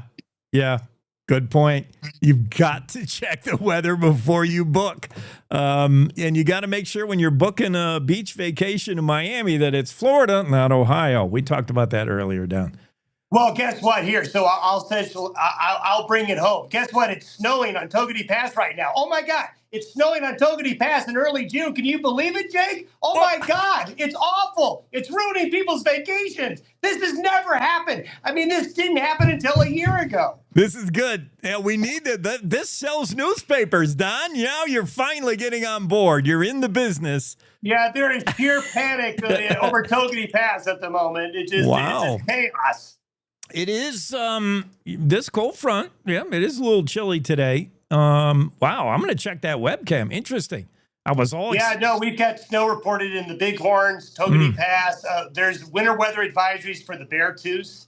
So if you're planning on going over Beartooth Pass later today and tonight, you will run into some snow. Okay, that's good to know. One serious note on the dust cloud, which is 2,000 miles wide or long or something. It's big. Can the dust in the atmosphere act as a particulate and attract moisture, like similar to shooting silver iodide? I mean, can it serve to influence weather at all, other than just being an annoying dust cloud? No, yeah. I mean, that's all part of the thing is that all part of the atmospheric system since the Earth has been around and formed as we know it. Part of the whole atmospheric system is natural particulates in the air. Smoke particles, dust particles. You get salt particles from sea spray. That's all part of the atmospheric mix that's been around since day one. And so the Saharan desert dust is part of that equation as well. So yes, it can act as what we call condensation nuclei. Also, there's an interesting thing about the Saharan dust. It actually helps feed plankton and sea life in parts of the ocean as well. So, like I said, we got to be really careful when things like this come up that somehow this isn't a natural way of things, and it is. Don, days like business as usual. Meanwhile, Alex De Silva, lead hurricane expert with AccuWeather, is hiding under his desk, shaking. He said it's very impressive, this dust storm, which is not going to affect Wyoming. Florida, Louisiana, Alabama, Mississippi, you might see some problems. Well, if you live on clicks, which they do, that company lives on clicks, then I get it. I don't live on clicks, so... Don, did get a little sensational about some snow today in your mountain passes. That's as sensational as Don's going to get over weather. If I were you, I would panic right now. That's what I would recommend, panic. And we're going to slowly, this is sort of a 2-day, it is an about face from the 80s we saw over the weekend to 60s. Yesterday and today, but we're going to slowly build back up with more heat. What are we doing the week? Yeah, we're going to warm up this weekend into early next week, although I don't see it getting as warm. The first half of June is going to have a lot of ups and downs. It really may not be into a settled summer pattern here till after Flag Day, after the second weekend. So expect some more back and forth, and we're probably going to be dealing with severe weather. We had a lot of severe weather yesterday, Jake, in Goshen, Platte County. We had some flooding around Chugwater near Fort Laramie. Golf ball sized hail and burns knocked out some windows. Yeah. I saw Lingle, like flooding in Lingle bad. Ooh. Yeah, Lingle couldn't get a drop of rain for a good part of spring, and now it's coming in buckets. Holy cow. Okay. Well, that's good stuff. That's kind of sensational. The first half of June looks a little bit volatile, and it's got some moisture to it here in Wyoming. Great forecast, Don. Thanks, sir. Day weather forecast. Cowboy State Daily. Don Day joins us daily. And we're looking for Reed Reisner next. I already took my first break, so what am I going to do now? Now what?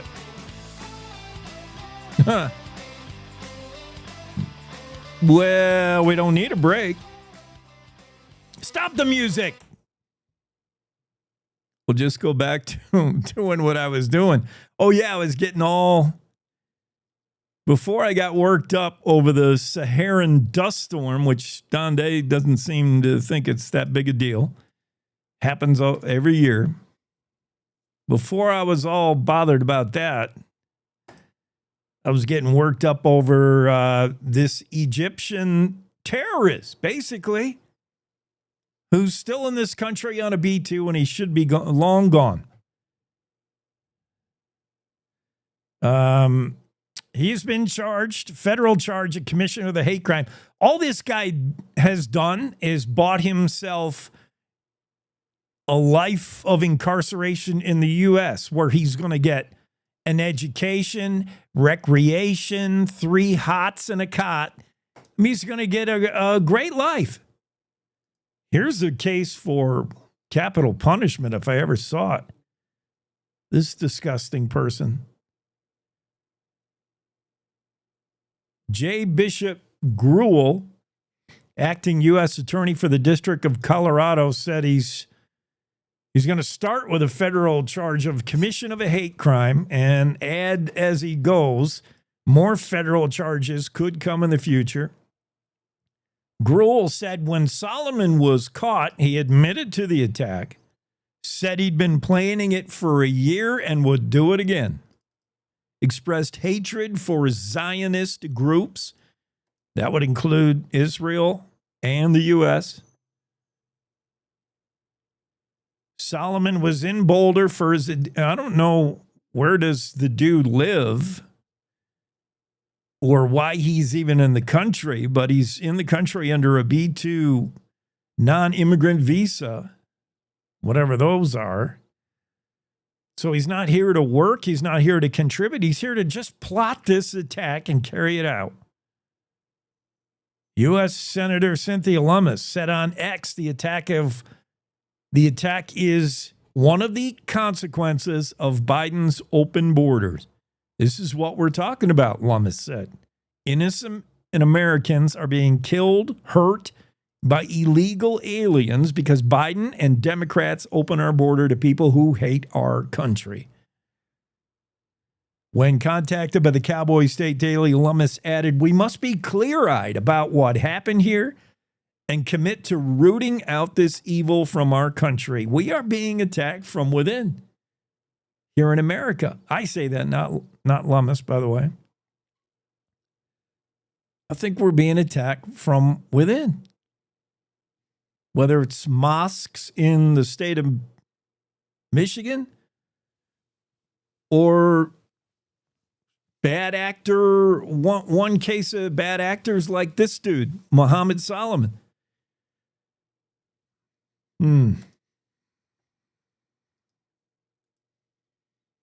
Moving on.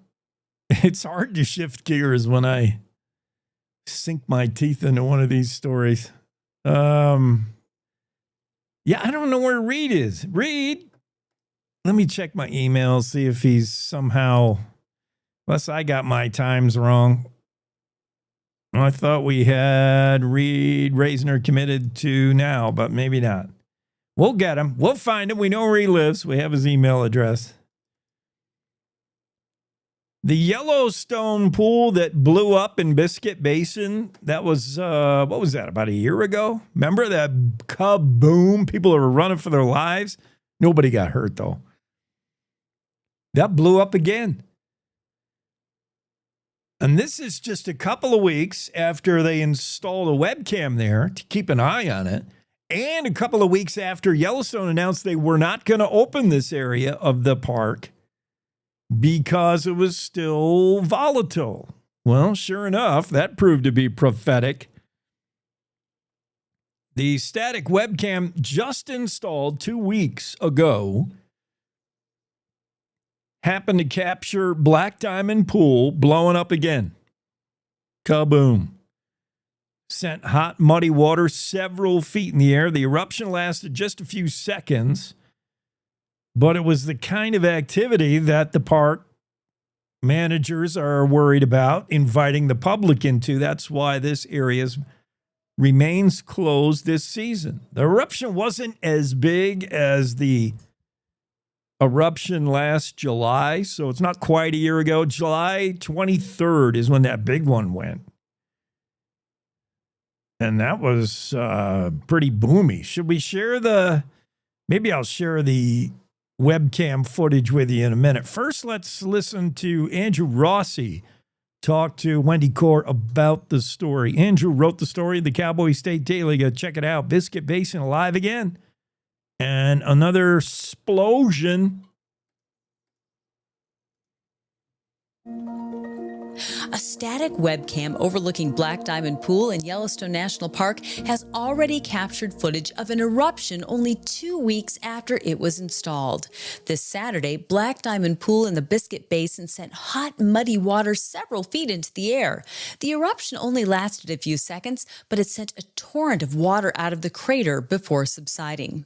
The eruption wasn't anything on the scale of the hydrothermal explosion that occurred on July 23, 2024, but Cowboy State Daily's Andrew Rossi report that it's a sign that the pool is active and erratic. They know it's been erupting since that big explosion. They've only witnessed 2 of those eruptions, so they wanted a camera there to see what was going on so they could monitor it and get an idea of what the new behavior is and what the pool's doing. In 2 weeks since they installed that webcam, on May 31st, 8:39 p.m., they caught an eruption of Black Diamond Pool. So it's already paying for itself in that sense because it's giving these scientists really valuable information about what the pool's doing and what it might do in the future. And those are essential questions to answer before Biscuit Basin is reopened to the public. Scientists are trying to understand the new normal for Black Diamond Pool post-explosion. They believe the event last July permanently altered the pool's behavior and plumbing system, and that the pool has yet to establish its new pattern of behavior.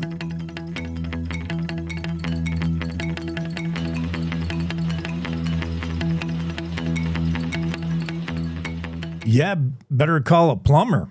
And until things are worked out, the plumber of Yellowstone, by the way, I think is Mike Poland. He's the scientist in charge of Yellowstone Volcano Observatory. He's the go-to guy when you want to know what the heck is bubbling under in Yellowstone. He's the guy you go to when the UK newspapers start printing headlines like Yellowstone ready to blow. Expect the big one anytime soon. Whenever they get bored over there in London, they just pull one of those out of the grab bag. Dande must get really angry when he hears about that.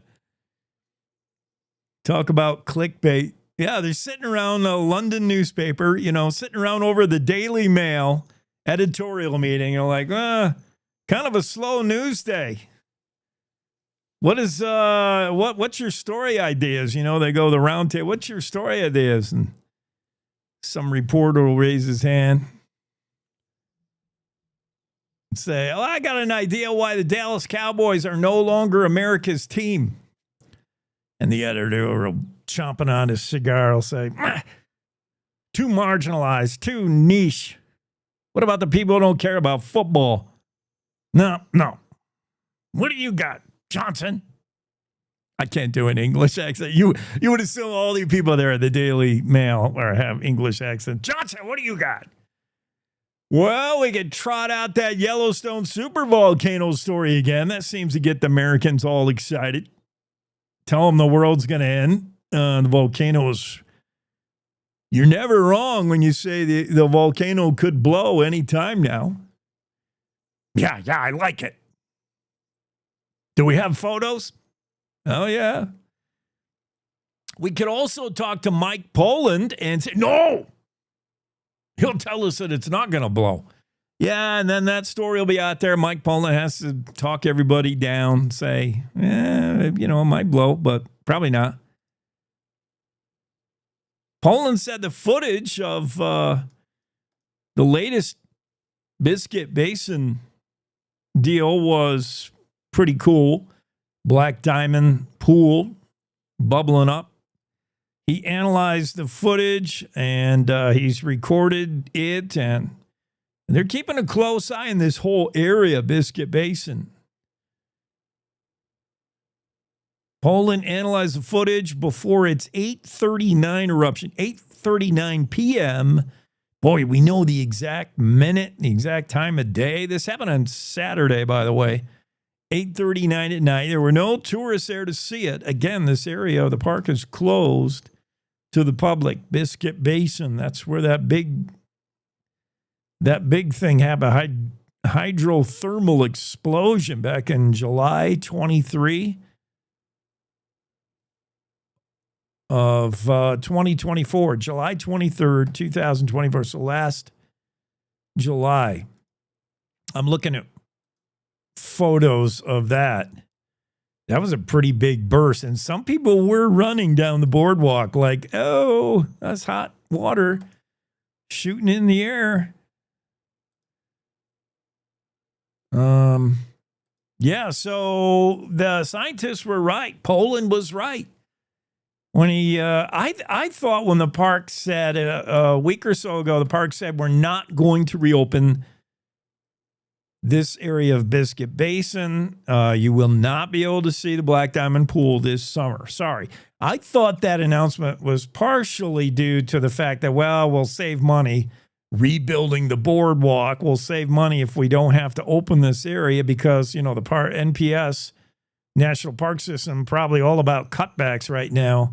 It seemed financially motivated to me. I'm like, is it really dangerous in there? Come on. It blew that one time. That was probably it. Well, sure enough, Mike Poland knows what he's talking about. The scientists say, well, we're not sure it's safe. And not a week later, 2 weeks later, boom. Yeah, so I guess they were right. Better not let us in there anytime soon until the plumbing gets worked out. Let's take a quick break of the Cowboy State Daily Show, and I'll try to find out what happened to Reed Reisner. Jackie Dorothy will be here in a little bit, if she has us on her calendar, I hope. And we got tons more to do. Stay with us. Wyoming is the cowboy state. From corner to corner, there are so many stories to be told, and more cowboys and cowgirls are turning to the Cowboy State Daily News team to keep them in touch with what's happening both locally and in other parts of Wyoming.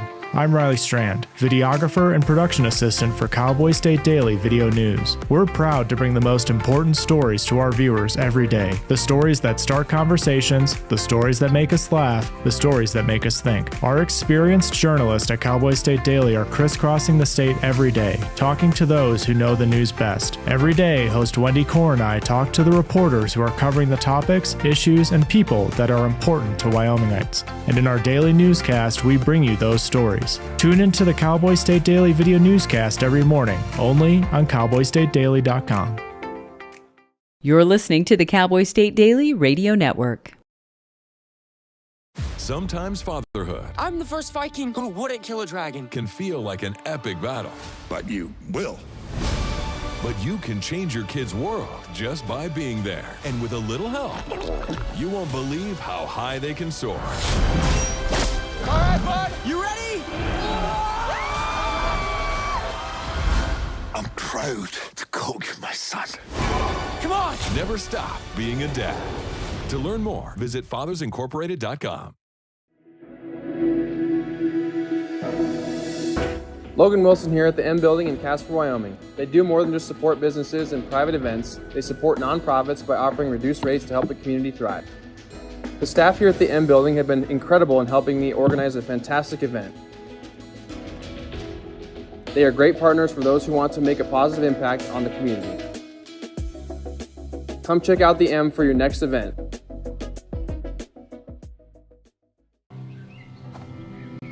For decades, I've taught you everything I know.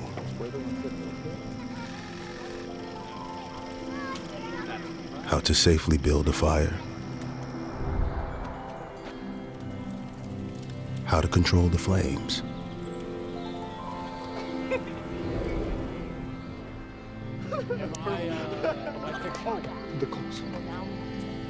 What to do with hot coals. How to secure your chains.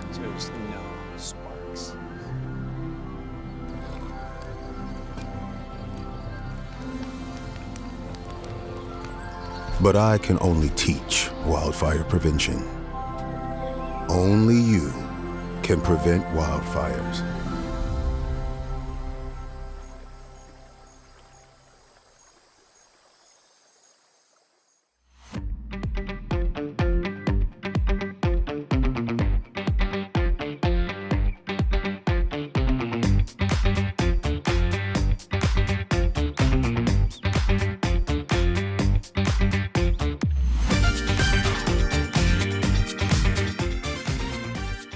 Yeah, I'm having some kind of a hair day today. Good thing we're on radio and we don't have to subject our listeners to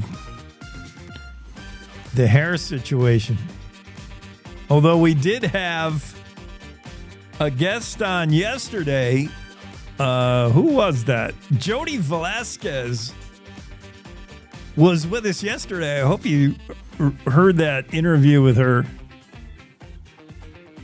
And she wrote the book, Know the Enemy, Preventing Weight Gain, Diabetes, and Disease. She authored that book. And she said she's a former hairdresser. And she joined us via Zoom. So for our radio listeners, you didn't see the Zoom. I did, and she did. And she said, I got to say, as a former hairdresser, you're rocking some hair. I don't know if she was being serious or making fun of me. But yeah, the hair is an issue right now. I got to get a haircut. Jackie Dorothy will be with us in a moment. I want to talk about two of her stories, and I want everyone to meet Kensley Sims of Riverton. She's a 10-year-old barrel racing angel, and her dream is to compete at the National Junior High Finals Rodeo in barrel racing. She's got a way to go. She's only 10. I don't think you can be in the junior high finals as a 10-year-old, but she's kind of ready now. She's pretty good. Her mom, Brenda, said she travels with me. We do pretty much barrel racing at youth rodeos, and she's crazy good. Her little brother, 9-year-old Holden, also a little bit into radio, but not like Kenzie. Mackenzie is crazy rodeo. She has no patience and no time for anything that isn't rodeo. And so that includes school. Must be nice. She has a note from her parents excusing her from school. She's like, Mackenzie will not be here today. She's barrel racing. And so the option instead for the Sims family is the Cowboy State Virtual Academy in Sheridan. And the Sims attend this school virtually. It's kind of homeschool, online school. It's in some nebulous program, somewhere between homeschooling and private online schooling. And if Jackie would get on the show, golly, we could figure out exactly what it is without me having to. I mean, I have sort of read it. Oh, man, I am 0 for 2 today in my guess. 0 for 3. Greg couldn't join us either. Mackenzie Sims and her little brother both attend this kind of homeschooling school that's definitely popular with rodeo kids, I would imagine. Most students putting in about 3 hours consistently every day with their homework. Brenda Sims encourages Mackenzie to keep up her studies, but understands that for her, attending school Monday through Friday and sitting at a desk probably doesn't work best. Not for this rodeo kid. Competition is tough, and after much consideration, Kensley's parents, I keep calling her Mackenzie, Kensley's parents have decided to go online with her education so she can focus on her sport. She looks vicious. I mean, we just talked about that Laramie 10-year-old who was hockey player, was hit by the truck and killed, and her parents calling her fearless. This looks like another. I'm telling you, all these kids are the same. Every 10-year-old girl, to me, is the same. And they live somewhere between loving unicorn stuffies and then competing in some event where they are fearless. Whether it's hockey or the 10-year-old Kensley Sims riding a 1,100-pound horse around the cloverleaf pattern at about 20 miles an hour. Way to go, Kensley. Yeah, she crazy. But Jackie Dorothy's story, you got to read that in the Cowboy State Daily. Online school is a popular choice for Wyoming ranch and rodeo kids. Not just rodeo, but as we see with Kensley's little brother, the 9-year-old, he's not so rodeo crazy, Holden, but he wants to be a rancher, Mom said. Brenda said he just wants to be a rancher. He's starting to do a little bit of roping. He doesn't compete at rodeos like Kensley and I do, but he's living the cowboy life. Kensley and Holden living the cowboy life, and they ain't got time for conventional school. School's important. Education is important, but you can do that different ways now. You can do it at home. You can do it online. The family spends winters in Arizona like a lot of rodeo folk do because otherwise you got to take the winter off up here in Wyoming. So good for them. I'm glad the Sims have discovered something that works for them. Cowboy State Virtual Academy, CSVA in Sheridan, and allows this Riverton family to keep on rodeoing. And I have no doubt we'll see Kensley Sims in the junior high school finals and the high school finals. And pretty soon she'll pull her PRCA card and she'll be making tons of money. And she won't missing third grade one bit. The other story from Jackie Dorothy concerns the Las Vegas investigator who took it upon himself. It's a him, right? Gillian? Yeah. To track down the story behind desert dust.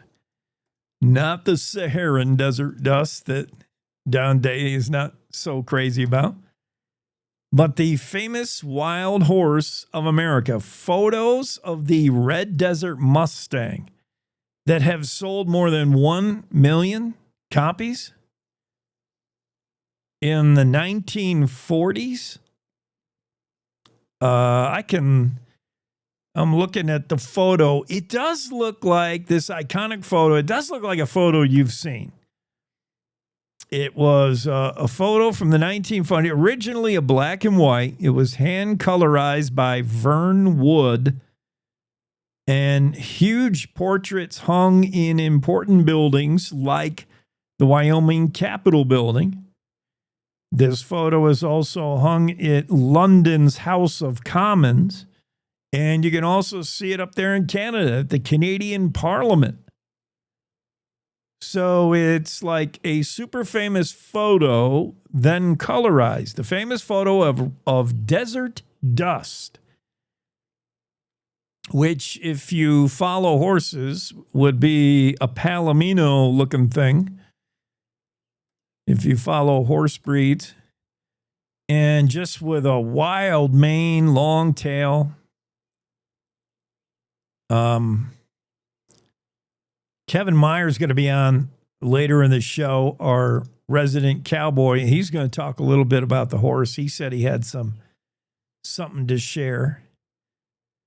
But anyway, so this horse photographed in the 40s, 80 years ago, Frank Robbins was rounding up Mustangs with an airplane in the Red Desert near Rawlins, Wyoming, when he spotted a rare Palomino stallion running with the herd. Oh, what a sight that must have been. Because most wild horses you see are kind of scraggly looking. Like, I know a lot of people, their expectations are super high when they go out in Wyoming and they go to Adobe Town or they go to up there near Lovell or places that have wild horses. Red Desert. I've seen wild horses in the Red Desert. Remember tooling around on my 4-wheeler. And I encountered wild horses, and they don't look like this one, the Palomino desert dust. They look pretty scraggly. They're scrawny, they're small, their manes and tail are kind of matted. I mean, these are wild horses, man. They're feral. Wild animals. Some of them don't look all that majestic. This is not Hi-O Silver. These are some broomtails. These are some Mustangs, man. So, yeah, lower your expectations when you're looking for the wild Mustangs of Wyoming. But this one, whoa. So imagine you're Frank Robbins, you're flying your airplane over the Red Desert, you're like, oh, look at that one. Yeah, he's pretty cool. So he gets his photographer, Vern Wood. Vern, get over here and get a photo of that thing. Vern does. It's a black and white photo. Vern then later colorizes it, and this thing is famous. I've seen it. I mean, I didn't know it was that famous. It's hanging in the Capitol building in Cheyenne. It's over there in London. It's up in Canada. Pretty cool image. The horse has become known now as Desert Dust. More than 1 million copies sold worldwide and appearing in prestigious places. Yes. But wait, who was that horse? What do we know about the horse? Well, this Gilliland, how do you say his name? Gilliland. He's a Las Vegas detective. And when I think of Las Vegas detective, you think, this is the guy hired to spy on your potential husband. You're going to get married. He's having one last fling, the bachelor party in Vegas. And she hires Gilliland to make sure the bachelor party didn't get out of hand. They say what happens in Vegas stays in Vegas unless Gilliland is hired to find out what happened in Vegas. That's how I'm thinking of a guy like Gilliland. And he takes it upon himself, R.J. Gilliland, known as Gil, he takes it upon himself to go find out the backstory of the horse. And he takes it upon himself because I think he himself was aware as a boy of the photo, and he maybe always speculated, I wonder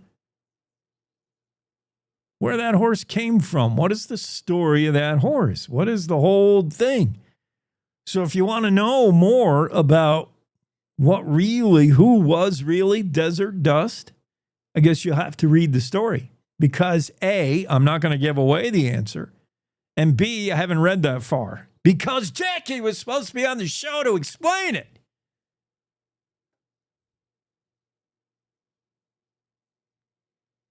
I got to take my high blood pressure losartan. Over the Saharan dust cloud,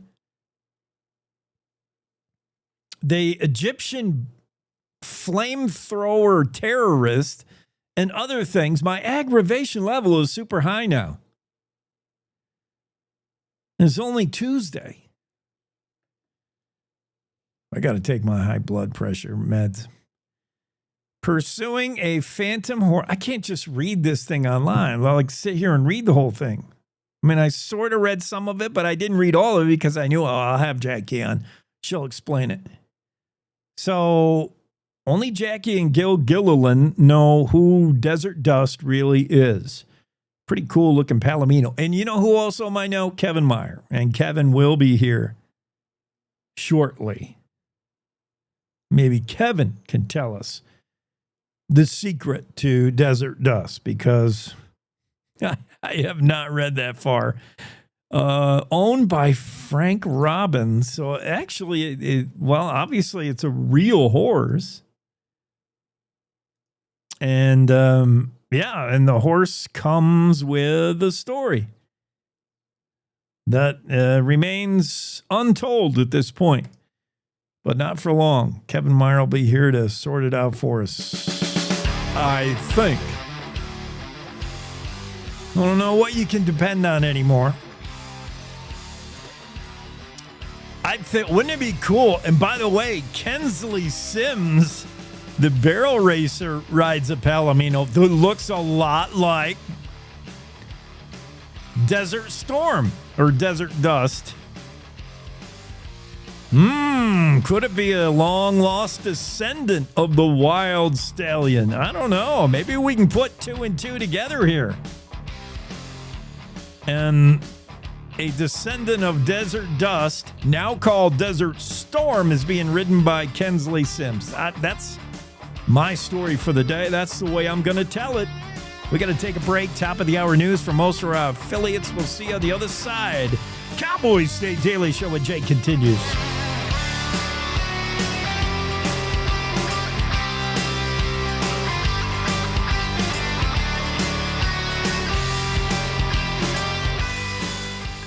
It's time to take a look at what's happening around Wyoming. From the Cowboy State Daily Newsroom, I'm Wendy Corr. The U.S. Department of Education on Monday announced it's investigating the University of Wyoming because, quote, it allowed a man to join a campus sorority. They're referring to the UW campus-based sorority chapter of Kappa Kappa Gamma, which inducted a transgender member in 2022. However, Cowboy State Daily's Claire McFarland reports that UW was not the entity responsible. The campus-based chapter of the sorority did that by itself, by a vote of its members in 2022. That vote is now the subject of ongoing litigation in which 6 women accuse the sorority of tweaking normal election processes to pressure members into voting to induct Artemis Langford. In 2023, Judge Johnson was like, this is a private group. They can dictate their membership. Whether they dictated their membership in ways that were appropriate is still being disputed. Langford was not living in the sorority house at the time, but was permitted access to the women's living quarters. The lawsuit complaint alleges awkward encounters between Langford and the other members at a slumber party and other events. Sawyer Costa was a fierce friend, loved animals, and shared a family passion for hockey. That's how her mother, Kim, said she'll remember the Laramie 10-year-old who died Saturday, a week after a devastating collision with a truck while she was selling lemonade with her best friend.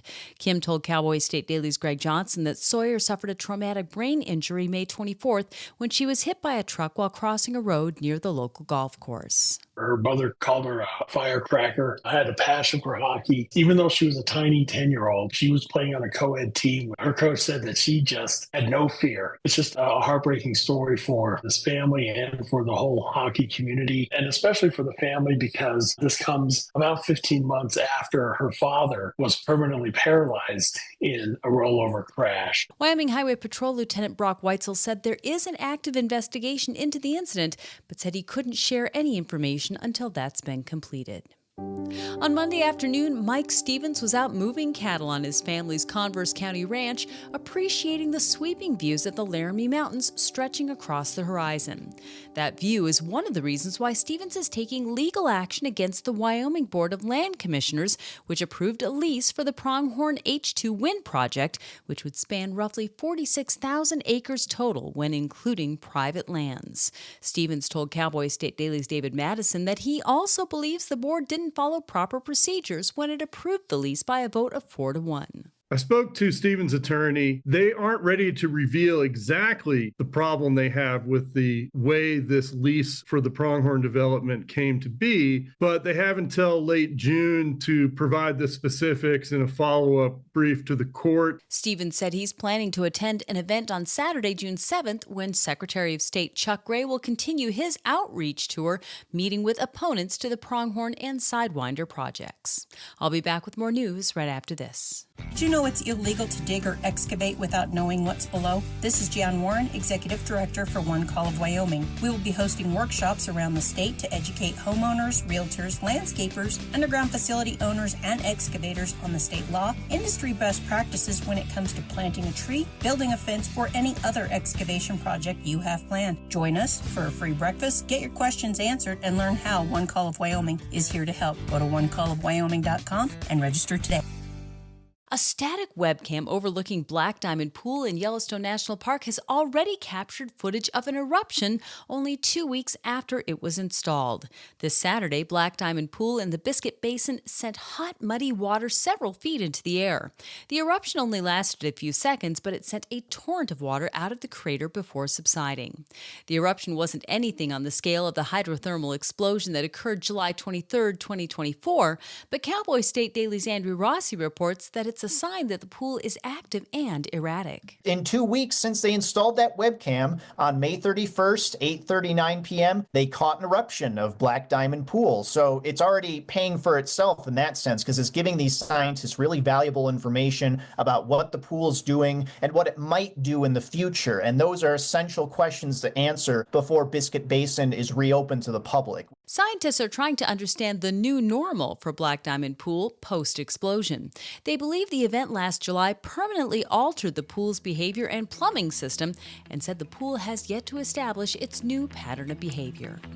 And that's today's news. Get your free digital subscription to Wyoming's only statewide newspaper by clicking on the daily newsletter button on cowboystatedaily.com. I'm Wendy Corr for Cowboy State Daily. Most hiring algorithms would scream me out. Some bosses couldn't see me as a leader. I've run this place for 20 years, but I still need to prove that I'm more than what you see on paper.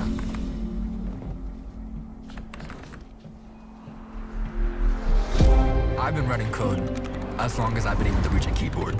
This is what I do. It's second nature for me, coordinating 100 details at once. It's the way my mind works. I have a very mechanical brain. I sold them on my skills. You gotta be so good they can't ignore you. My magic is analytics and empathy. That's how I'm getting clients. You have to have the confidence in yourself to show up and defy the odds. I am more than who I am on paper.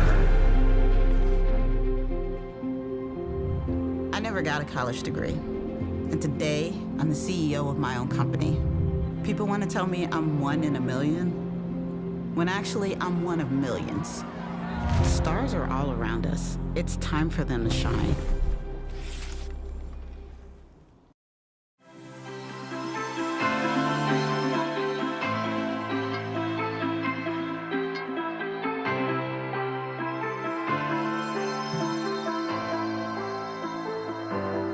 Back in studio, Cowboy State Daily Show on a Tuesday. That's a little bit chilly and a little bit of rain throughout the state. And as Don Day said earlier, some snow on the mountain passes. I was going to make it a point to check the webcam to see if it really is snowing up there on Togety Pass, but I forgot to do it. Now I don't have time. We got to get Mark Hines into the convo. That's what we'll do. Mark, have you made the move yet to, where are you moving to? Riverton? Yeah, I'm here now. You're here? You're there? Yeah, we're done. Yeah, finally. What's it like? You're Fremont County. You probably don't have the County 10 tag yet. Oh, I do your not. License plate? No, it's rainy here today. Oh, that's what it's like today. Okay. Yeah, Don Day said you might see a little of that. Supposedly snowing on Togety Pass and a dust storm, a sandstorm in Florida from the Saharan desert. Just to get so you what's updated. up, Jake? Well, my cows are dropping dead. Actually, not my cows. But that is weird. The cattle That death is weird, yeah. for the Higgs family. And they thought maybe the water, but they tested the water. Like, they've looked into a lot of things. Yeah. They don't have any idea. It's weird. Yeah. Well, and it's weird that it was just primarily almost exclusively the heifers. It's like the calves were fine. All the mama cows died. So yeah, that was strange. Now they have had, vets check it out. They've done some tests that brain swelling indicated, but from what? Yeah, that's probably what caused the seizures and then ultimately the death in these cows. But yeah, it's It's wacky. It's wacky. Yeah, we're talking about this little cattle operation. The Higgs, Carrie Higgs, talked to you and said her husband's been a cowboy his whole life, never seen anything like it. Never seen anything like it. Yeah, and this is also in Fremont County, but in Fremont County, Colorado, as opposed to Fremont County, Wyoming. So yeah. Well, very strange. I hope we figure out what that is. Yeah. Usually when I told her to keep me posted when she finds something out. Yeah, because before this, usually when weird stuff happens to cows, it's aliens is what we think about. So seriously. Oh yeah, alien cattle mutilation. I'm wondering. I haven't gotten any reports of those, Jake. Okay. I mean, it's just something we might want to look into and explore.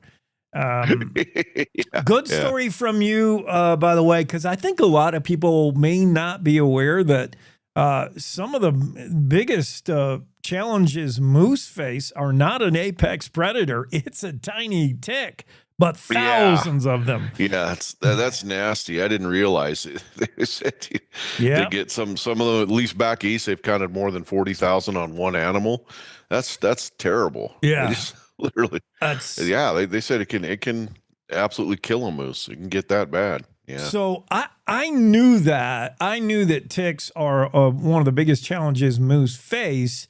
And some people say, well, it's global warming. It's warmer, so there's more ticks. But I wonder, why is it the moose that are particularly a problem? Why don't the deer get affected by ticks? They get their fair share of the deer and the elk, the other members of the deer family. But what the one wildlife veterinarian told me is that moose don't groom as well as the other. They're kind of slobs, and they pay the price for it. Yeah, so. I didn't know that, and I have seen deer, elk to a lesser degree, but I've seen deer do the groom, like they bite stuff out of their fur, their hair. Yeah, so I've seen deer do that groom. Too. Yeah. Where moose are just disgusting. But this time of year, in the spring, you will see moose and bison molt that winter coat off, and they do look sketchy, man. They do look kind of rough. Yeah. But the photos you share are way worse. Like it's down to the skin. Yeah. Mm-hmm. They're missing their fur all the way to. Yeah, it's pretty miserable. And if it gets bad enough, even if the ticks do not kill them in the summer, if they suffer enough damage, it can, their chances of making it through the winter take a nosedive because they've lost fur and blood and body weight to the point where they can't get through the winter. So, yeah. Yeah, well, that story from Mark Hines, for people who want to read it, does talk about and explore the whole reason behind moose die off and ticks. There's so many of them. They weaken the animal. It's unbelievable. Yeah, it's crazy. It's crazy. Better than moose than me or my dog. Oh, I hate ticks. Yeah. Hate. Let's move to bears. You did talk to always bears. Yep, always bears. Noted photographer, wildlife photographer Tom Mangelson admitted that even if Spirit walked by me, I might not know it. That's I think people have kind of closed the book on that. For background, Spirit was 399's cub, born in 2023, and was with 399 when she was struck and last fall, struck and killed, and took off, and there hasn't been a verified sighting since. But yeah, that's what a lot of people are saying. To say the cub has probably grown to the point where how would you distinguish him from any other 2-year-old grizzly at this point, even if he did make it through the winter? How would you? Right. And a lot of people are saying, well, short of DNA testing, you probably wouldn't. So. The bear, by the way, is not ear tagged, not collared, not marked in any way. No. Had a kind of a tuxedo chest, but that's believed to probably he grew out of it. And we don't even know if it's a he or a she, and it could make a difference. That could make a difference. The female bears tend to hang down lower and closer to people. That's what I've heard. That the male bears kind of go back off into the woods, into the higher country by themselves. But yeah, Spirit was long assumed to be male just because of the cub's size. Early on, it was a big cub, but well, that was also due to the fact that it was a single cub. I mean, 399's last set before that was the quads, and each of those bears had 3 siblings to compete with, whereas Spirit had no competition. Good point. So yeah. But yeah, he was, especially that first year was noted to be exceptionally huge. So that's why a lot of folks assumed that it was a male, but you never know. Yeah. Well, we'll go back down to Colorado, where not only the cows are dying of mysterious things, cows are dying at the other end of a pair of teeth belonging to a wolf. Seems like not a day goes by where a wolf is not in trouble down there in Colorado. Yeah, it's kind of nuts. Well, it's that one pack. It's a Copper Creek pack. It's that the pack they remember last year we talked about it. They captured. I think they missed one pup, but other than that, they captured the entire pack. The male did die in captivity of previous injuries that they thought he might have gotten kicked by a prey animal or in a fight with another wolf. But anyway, he died in captivity, but the female and 4 of the pups survived, and they let him back loose, and apparently they've gone back to hitting cattle again. So, yeah.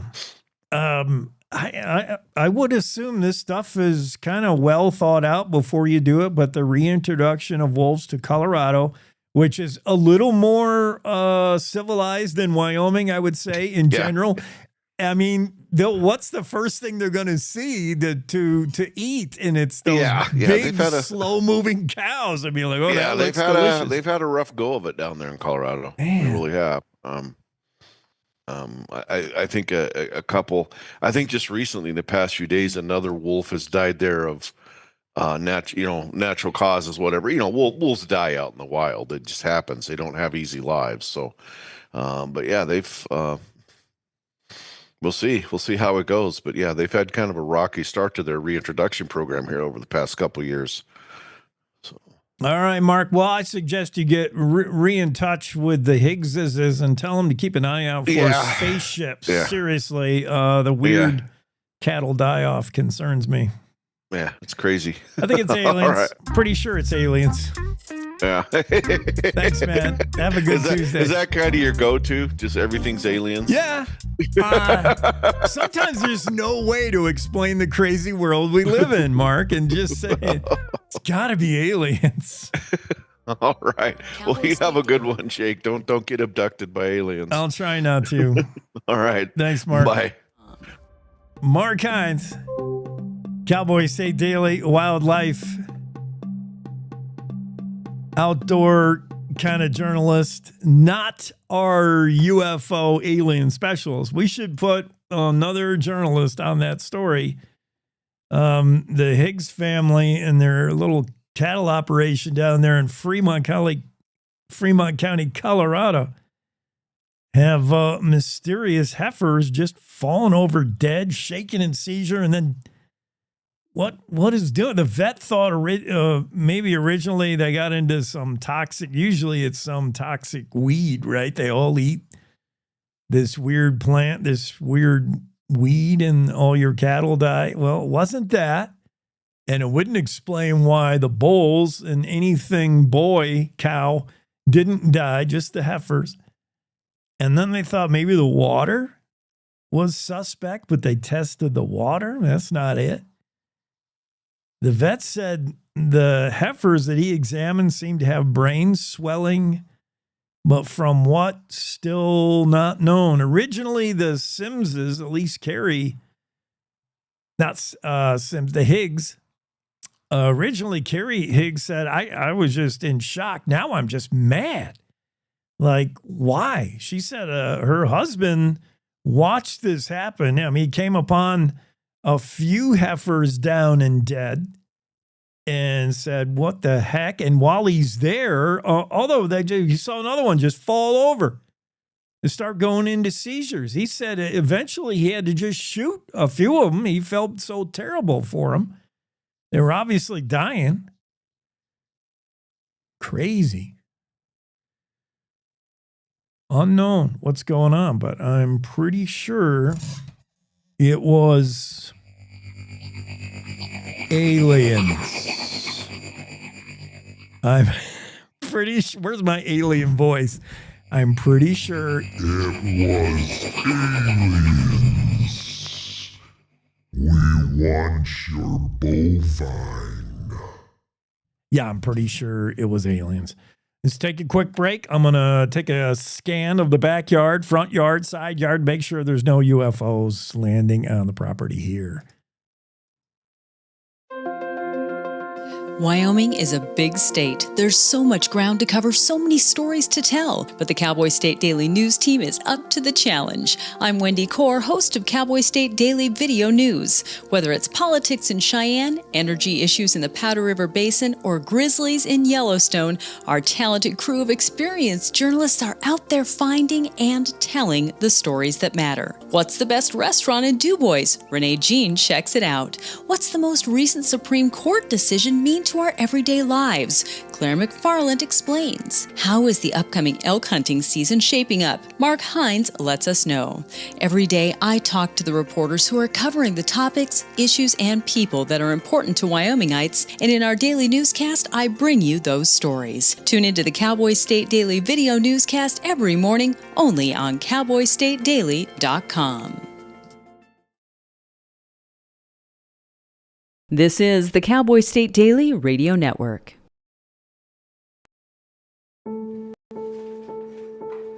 We all make choices.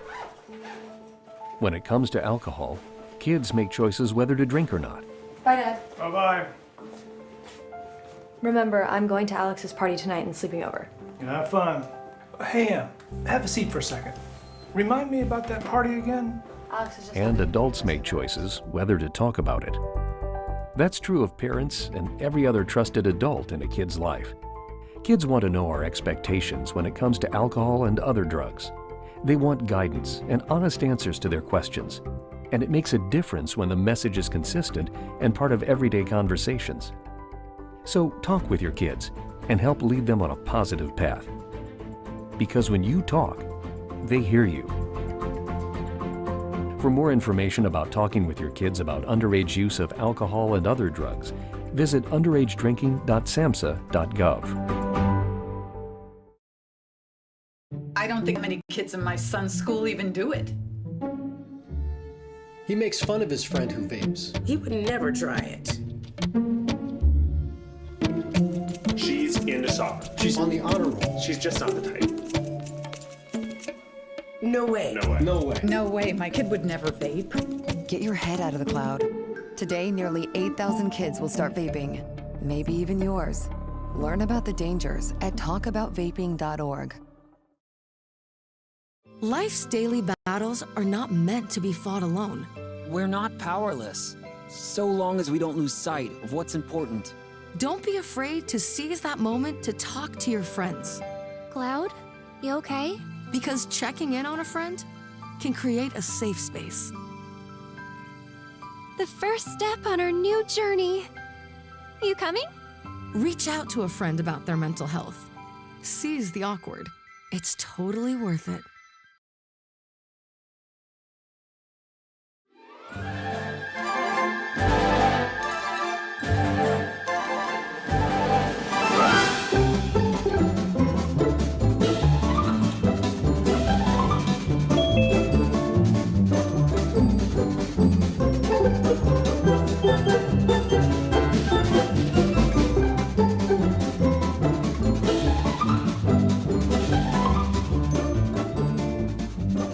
Cowboy State Daily Show continues here on this Tuesday. No sign of aliens here at the studio other than this guy. It's Kevin Meyer. He's a Douglas, Wyoming alien. How are you this morning, Jake? Feeling extraterrestrial. Yeah, well, you know what? I think I'll go with your thoughts on that. Anytime something can't be explained, you might as well blame it on aliens. You've done this. You've been doing this for most of your life. We're talking to Kevin Meyer. Douglas Cowboy trains high-end horses now, but You've got plenty of time trailing cattle. When you go out to check the herd and a bunch of them are laying over dead and some of them are still in seizures or epileptic, I mean, what's the first thing you think of? They got into some wacky weed or something, right? It's some toxic food. What is it? What did they eat? Well, the first thing I would think of is I should have stayed in college. And then had more book learning about what it might be. Yeah, or become you a wouldn't, dentist, or you maybe. wouldn't be in the profession at all. Yeah, right. You know, as I was listening to you talk to Mark, it kind of struck me that it sounds like it might be some sort of bacterial infection that would cause the brain swelling. Of course, now I'm not a vet, and keep in mind how much you're paying for this advice, but that's what it sounds like to me. Anything that would cause the brain to swell, you know, I would think would be some sort of bacterial infection that had gotten into the spine somehow, maybe the brain stem. I don't know. The closest thing that I ever experienced to this was when I was a little kid. We were trailing cows, and one kind of went off to the side, and I went to go get it back. I was only about 9 or 10, and it just dropped dead right in front of me. And it turned out that that was a cow that had a disease called anaplasmosis, which is carried by flies. And it's a respiratory disorder. And yeah, it kills them pretty quick. Oh, it's like that New World screwworm. I can imagine you, Kevin, as a 9-year-old, and you see one stray like break out of the pack, and you're like, "Oh, I'll chase it down." The border collie didn't see it, and you run over there, and the thing falls dead. You gotta be looking at Dad or somebody like, "I swear I didn't. I didn't do it." Well, and luckily, my dad is a real funny guy. So the first thing he did is put on his best dad voice and go, "What did you do?" Yeah. What'd you do to that cow? You know how much? Know how much that's going to cost us? Yeah, that's weird. All right, so let's talk about some of these stories. Did you want to talk about this little barrel racing angel that says the rodeo life might be more important than school for her, at least right now? Well, I tell you what, this whole homeschooling for ranch kids is not a new idea. It's just being done better. Having come from a very remote ranch, Albany County at that time, or the state, I'm not sure who, they would bring a single wide house trailer out to your ranch. And for the first several years of school, it was just me and my sister, and they would bring out a new college graduate to teach in these remote locations. Now, keep in mind, back in these days, late 70s, it was 45 miles to the highway on a dirt road that most of the winter was blown in. So you take a bright-eyed young college girl used to all the trappings of college life and put her out on a remote ranch with no phone and one TV channel that didn't come in very good. So many years, my mom would end up finishing the year as our teacher, and that was the early homeschooling.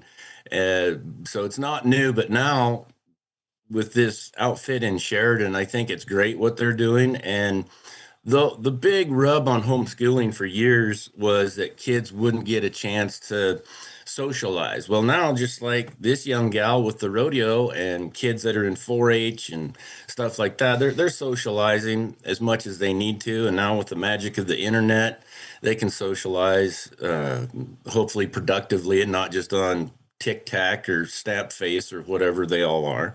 So I think it's great because it's giving these kids an opportunity to really work on something that they're passionate about and not have to miss school.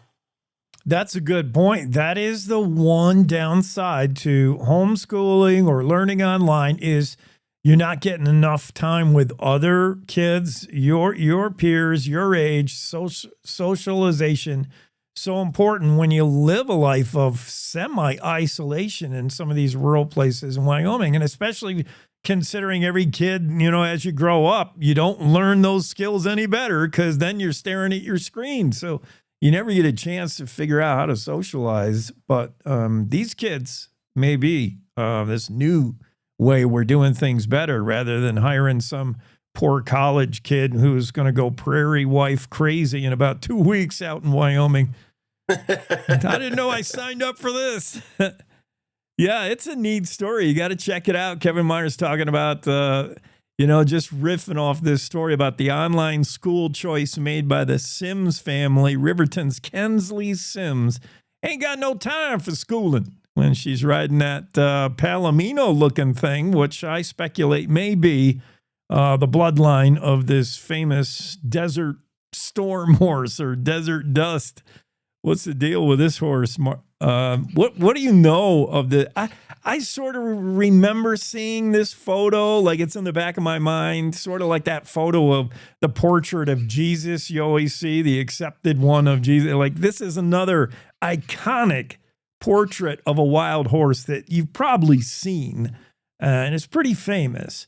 But well, luckily we're here in Wyoming, and everyone is 3 degrees from everyone else, Jake. Yeah. So I grew up in a little ranching community known as the Marshall area, which I've never been able to fully convince you actually exists. And our closest neighbor was a man by the name of Jim Robbins, and he was the nephew of wild horse Frank Robbins. Uh-huh. So he had a picture of Desert Dust in his house, obviously, and he had run Mustangs with Frank. So I grew up hearing stories about Desert Dust, and I saw that picture on a regular basis. So Desert Dust to me was just part of life. That was just a normal story. So you're from upstate Western New York, right? Yeah. You ever heard of a little town called Watertown, New York? Oh, yeah. Oh, yeah. I was doing a clinic there, and I go to a bar, and what do they have hanging on the wall? They have a picture of Desert Dust. Wow. And that's when I really knew how famous this horse really was, not just for us ranchers out here. Now, Frank Robbins was kind of an eccentric fellow. He had a pet badger that would ride on the pickup seat with him. He'd caught it as a baby and he raised it up. And the story goes that only he and his wife were able to touch it. It would hiss at everybody else. But at heart, he was a showman.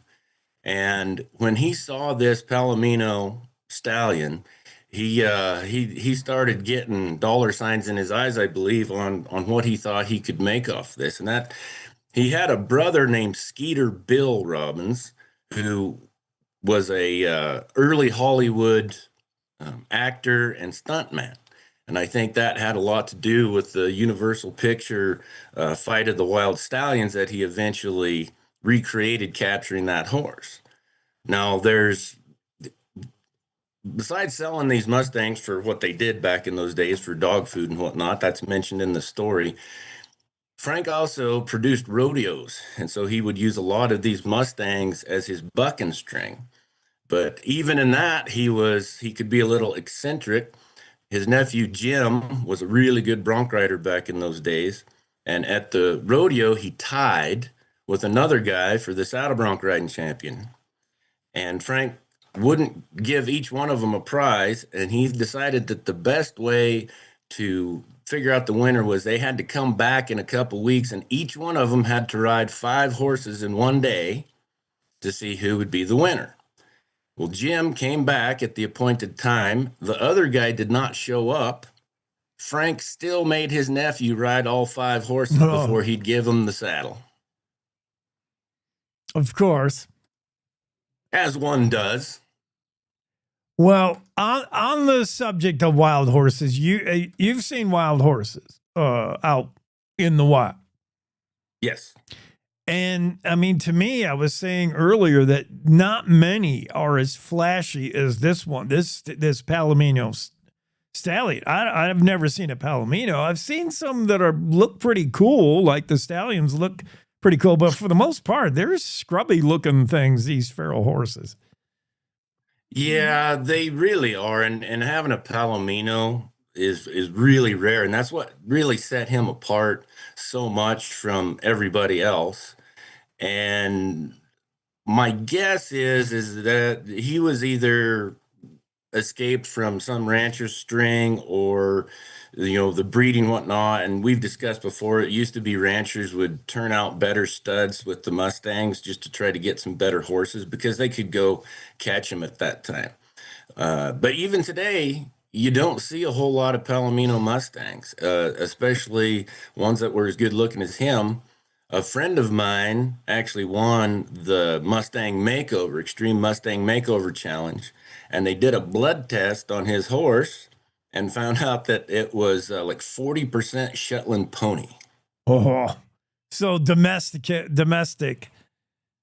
Yeah, horses that have escaped or got turned out or whatever, but that would explain some of the size. Hollywood always likes to show these Mustangs as these great, big, majestic, beautiful creatures. But for those of us that have gone out there amongst the Mustangs, yeah, there's quite a few of them that are kind of little pot-bellied, just little ponies. But there's a few of them that will take your breath away if you catch them in the right light. Yeah. And I can see why, back in the day you would turn them out. It was sort of like this was your transportation back in the day. It's like having a free car lot. You just put the hood, turn them horses out. When you need a car, you go get one. And this car lot is even better because it gets bigger as the horses breed. So, you turn out 3 horses, and when you need one to go, wherever you got to get to, now there's 6 horses out there and you can pick from them. Yeah. And so, the government also would do that some. They introduced a lot of Morgan blood into the Mustangs because they were using for cavalry remount horses. Yeah. Yeah, the Morgan. Man, if you can get Morgan blood into anything, Gold Gap Poochie sold me on the Morgan. They are bottomless, a lot of try in them, smart, good feet. All the things you want in a horse, those Morgans. And Fearley, yeah, there's a reason why the cavalry used them in battle. That's a war horse and a multi-use horse. They can pull a cart, run a race, and then take you 30 miles into the backcountry and turn around and do it again the next day. Yeah, and then pack your elk out for you. Yeah. Morgan, pretty tough. You still want to convince me there's a Marshall, huh? Where do I find Marshall? Well, if you look on a map and you draw a straight line between Rock River and Douglas, it's about halfway in between those. All right, first I got to find Rock River. Where the heck is that? Where are you, Kevin? Douglas I can find, sort of. Rock River. Okay. Out there where the wind blows. Yeah, it's just to the west of Laramie Peak, a little bit north, right on the edge of Shirley Basin, another place you've never heard of. No, Shirley Basin. Can't say I've been there, but I've heard of it. Yeah, I don't know, man. That is where you got just locals naming things. Yeah. Yeah. The locals name for a mountain or a hill, and you're not going to find it in too many maps. Okay, Marshall. Well, and I had one more thing to visit. Well, we lost one of Wyoming's native sons this past weekend, Cody Bill Smith, 3-time world champion saddle bronc rider, and also a great clinician and teacher and student of horsemanship. Great horseman, great friend, and a legend of Wyoming, passed away this weekend. So I want to send my condolences out to all the family and friends and individuals who he impacted their lives. He'll really be missed. Yeah. Our Cowboy State Daily online editorial room, we've been talking about that, like who wants to be assigned the story, I just heard of that news in the editorial thing. I'm like, oh, I didn't know that. So expect a story coming from Cowboy State Daily. Yeah, that's sad news. All right, Kevin. Well, and to tie it all together, we started with Desert Dust, one of over several evenings sitting around his kitchen table. Bill told me a lot of great stories of one of his favorite things to do was to chase wild horses when he was a kid. And man, you'd have to think the wild horses have such an advantage. Whenever I read about or watch a movie or whenever, there's a scenario where cowboys are chasing after wild horses for whatever reason, trying to round them up and then eventually throw a saddle on them and break them back in the day. I wonder how you even catch them on your horse. Like, this is a horse that grew up knowing the land in rough terrain, and you're going to chase him down with your cow pony? Like, I can't believe you can even catch up to him. Although I bet the advantage is you have a horse in better condition. He's probably better fed. And in the end, he can outlast the wild horses. You can go catch one. Well, and that's why Frank went to running them with an airplane, because it was a lot easier on horses and cowboys. That would work too. Although, throwing your lasso out of the plane, you got to have one of them 50-foot ranch ropes. I would imagine. And you don't want a daily. You don't want a hard daily on that, man. You might have that horse bring your plane down. I don't know. Yeah. Well, Frank's old Mustang, one of his old Mustang traps is still out there on the Red Desert. The remnants of it are still out there. Funnel fence. Yep. Yeah. Interesting. Yep. Would that be neat to come across that? Oh, yeah. You can still go see it, and it's a pretty cool place. And in fact, one of those corrals, that famous picture of Desert Dust, was actually taken inside that trap that they'd caught him in.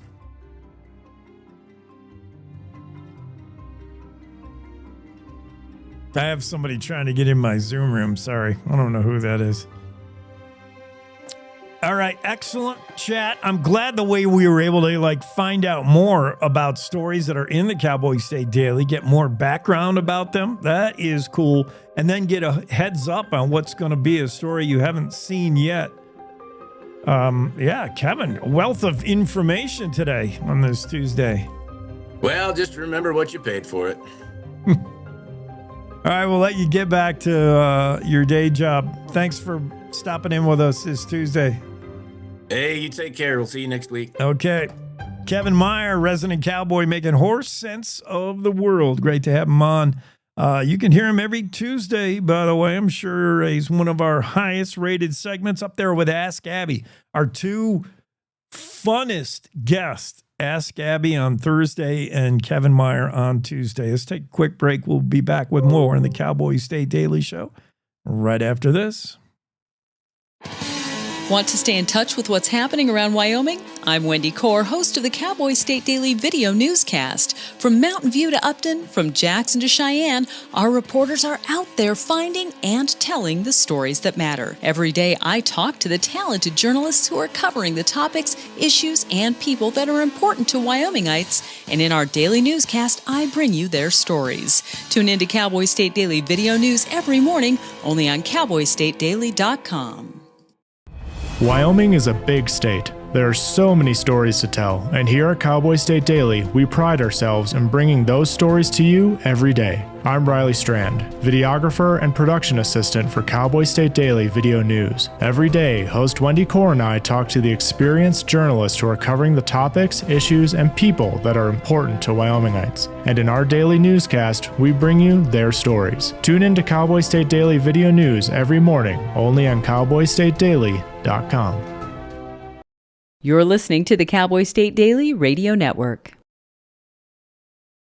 Who can you turn to for news you can trust? Your local TV and radio broadcasters. You trust us to keep you safe during times of crisis and to deliver the weather, sports, and entertainment you rely on every day. We bring you the facts you need to make decisions that matter. And as misinformation floods social media, you can trust your local stations to deliver the truth. Text TV to 52886 and tell Congress you rely on your local stations for trusted news. You handle the healthcare, we'll handle the marketing. In need of a spark for marketing your medical practice? Loom Studio provides creative and strategic healthcare marketing that illuminates the path to bigger and better experiences for your business and your patients.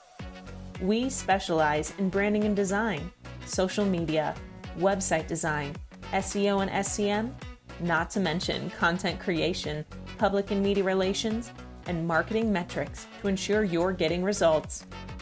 If you're looking to increase your patient engagement and retention, enhance your community impact, and streamline your marketing efforts, our team is ready to help you achieve your goals.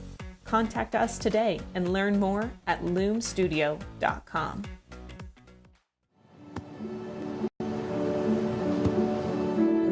I don't remember how it started. Go to that. Cowboy. Our back and forth. It always came back. Dad! You probably don't remember what you told me, That was perfect. but I heard every word.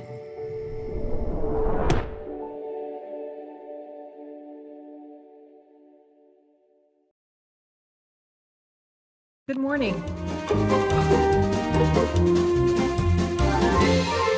Good morning.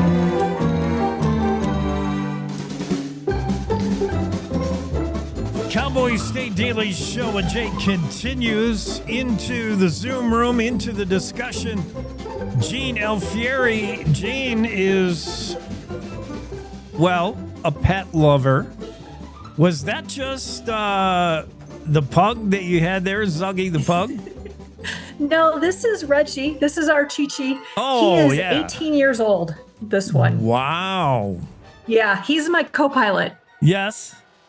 I mean, the first thing I have to add, we're going to talk about why Jean is on and her book, not just one. She's got several books, but one in particular we want to talk about, which makes me, I want to make sure Zuggy is still with us. Yes, absolutely. Okay. Well, God willing, there will always be a pug in the house. So Yeah. I will say the original pug passed away many years ago, but we have two now in house. So yes, Okay. plenty of muses here. Zuggy the pug is, I mean, he's as famous as pugs get. He's featured in... Don't tell him that. It'll go straight to his head. He's pretty famous. He's in a couple of books written by Jean, who we're talking to. She is in, I think you're in Colorado, Pikes Peak. I'm in Colorado Springs. Yes. Okay. So I do want to talk about more than just the one book, but let's start on this one. Sure. 21 Ways to Weather the Loss of a Pet. Many people are pet owners, and Yes. whether dog, cat, whatever, and to the idea, the cruel nature of it is the dog has 12, 14 years, and we live Right. 80. That's not fair. And Yes. so you're going to deal with the loss of a pet, and it hits some people hard. And I bet some people are sometimes, and you've met people like this that are sometimes almost embarrassed by how much they mourn their pet, and other people who don't necessarily come alongside say, I'm sorry for your loss. Like, nobody says that about a pet, do they? They should, though, Gene. They should. They're family members. And our society is just, we don't do it right on all levels when it comes to grieving, but pets especially, because when you even look at from a society standpoint, we have bereavement policies at work, but they don't include pets, right? Not unless you're working for a pet organization typically. And it's tough because people want to stuff it down and act like it's okay. But if you don't go through the grieving process, you're just going to struggle and suffer. And yeah, I've seen it. And that's been part of what prompted me to write the book. Well, one question I want to, and I ask this of all authors who, all good authors, like all the great authors like yourself and Hemingway, I'll throw him in there. And you write what you know, and Yes. for you, you're a longtime caretaker, especially of elderly pets in their final stage. So you have had to watch a lot cross over the Rainbow Bridge. And when did it come in your mind? I should write something down for people on how they can better deal with this, the loss of a pet. Yeah. My husband and I adore senior dogs. If we joke that if they don't need arthritis medicine, we're not interested in them. So, and I work for the Humane Society of the Pikes Peak region. So, I've got a plethora of opportunity, and it really started many years ago, but grief is a tough subject and not one that's real pleasant to I don't know, embrace, research, write about. But it was a few years ago, I was visiting a second grade class for my children's books, Zuggy the Rescue Pug. And the second grade class had a number of questions to ask that I was all prepared for, right? It was pepper the author with questions. And then one little boy raised his hand and said, "Have you ever had a dog that died?" And oh, Jake, my heart, right? I mean, I wasn't ready for that. And yes, I'd had dogs that died. And what we've done, and I've included that in the story in the book too, what we've done after one of our dogs has died is at the dinner table that night. Now my son is grown and out of the house, so it's just my husband and I, but we still do it. We tell our favorite stories.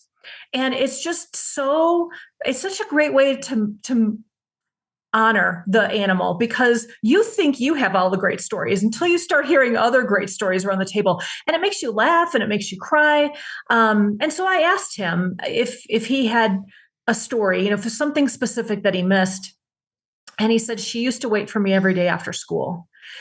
And so I asked the class if anybody else had a dog that they have great memories of, and a spattering of hands went up. And I said, "Well, maybe at lunch you can share with Joe those special memories and might make him feel a little better. What do you think, Joe?" And Joe nodded. I didn't intend to start a second grade therapy group that day, but the conversation went well. And when I talked to the teacher afterwards, I had a new appreciation for just the struggle. And it's not just kids, right? It's the grownups who are raising the children that have to deal with it themselves and then help this child through it. It may be their first experience with death, and teachers too. And so I knew a while ago I needed to do it. I struggled. And when our most recent Airedale passed away end of last year in November, I got the elbow again. You get this elbow, like you got to get this done. And I really struggled with that and with her passing, because she wasn't my dog. I'm using air quotes here. She was my husband's dog. And so why was I taking this so hard? But I realized in going through some of the things that I offer in the book that other people can use these. You just need a hand. It's just here, try this and get on the path, because you're going to have to go through this anyway. Let's just get on the path.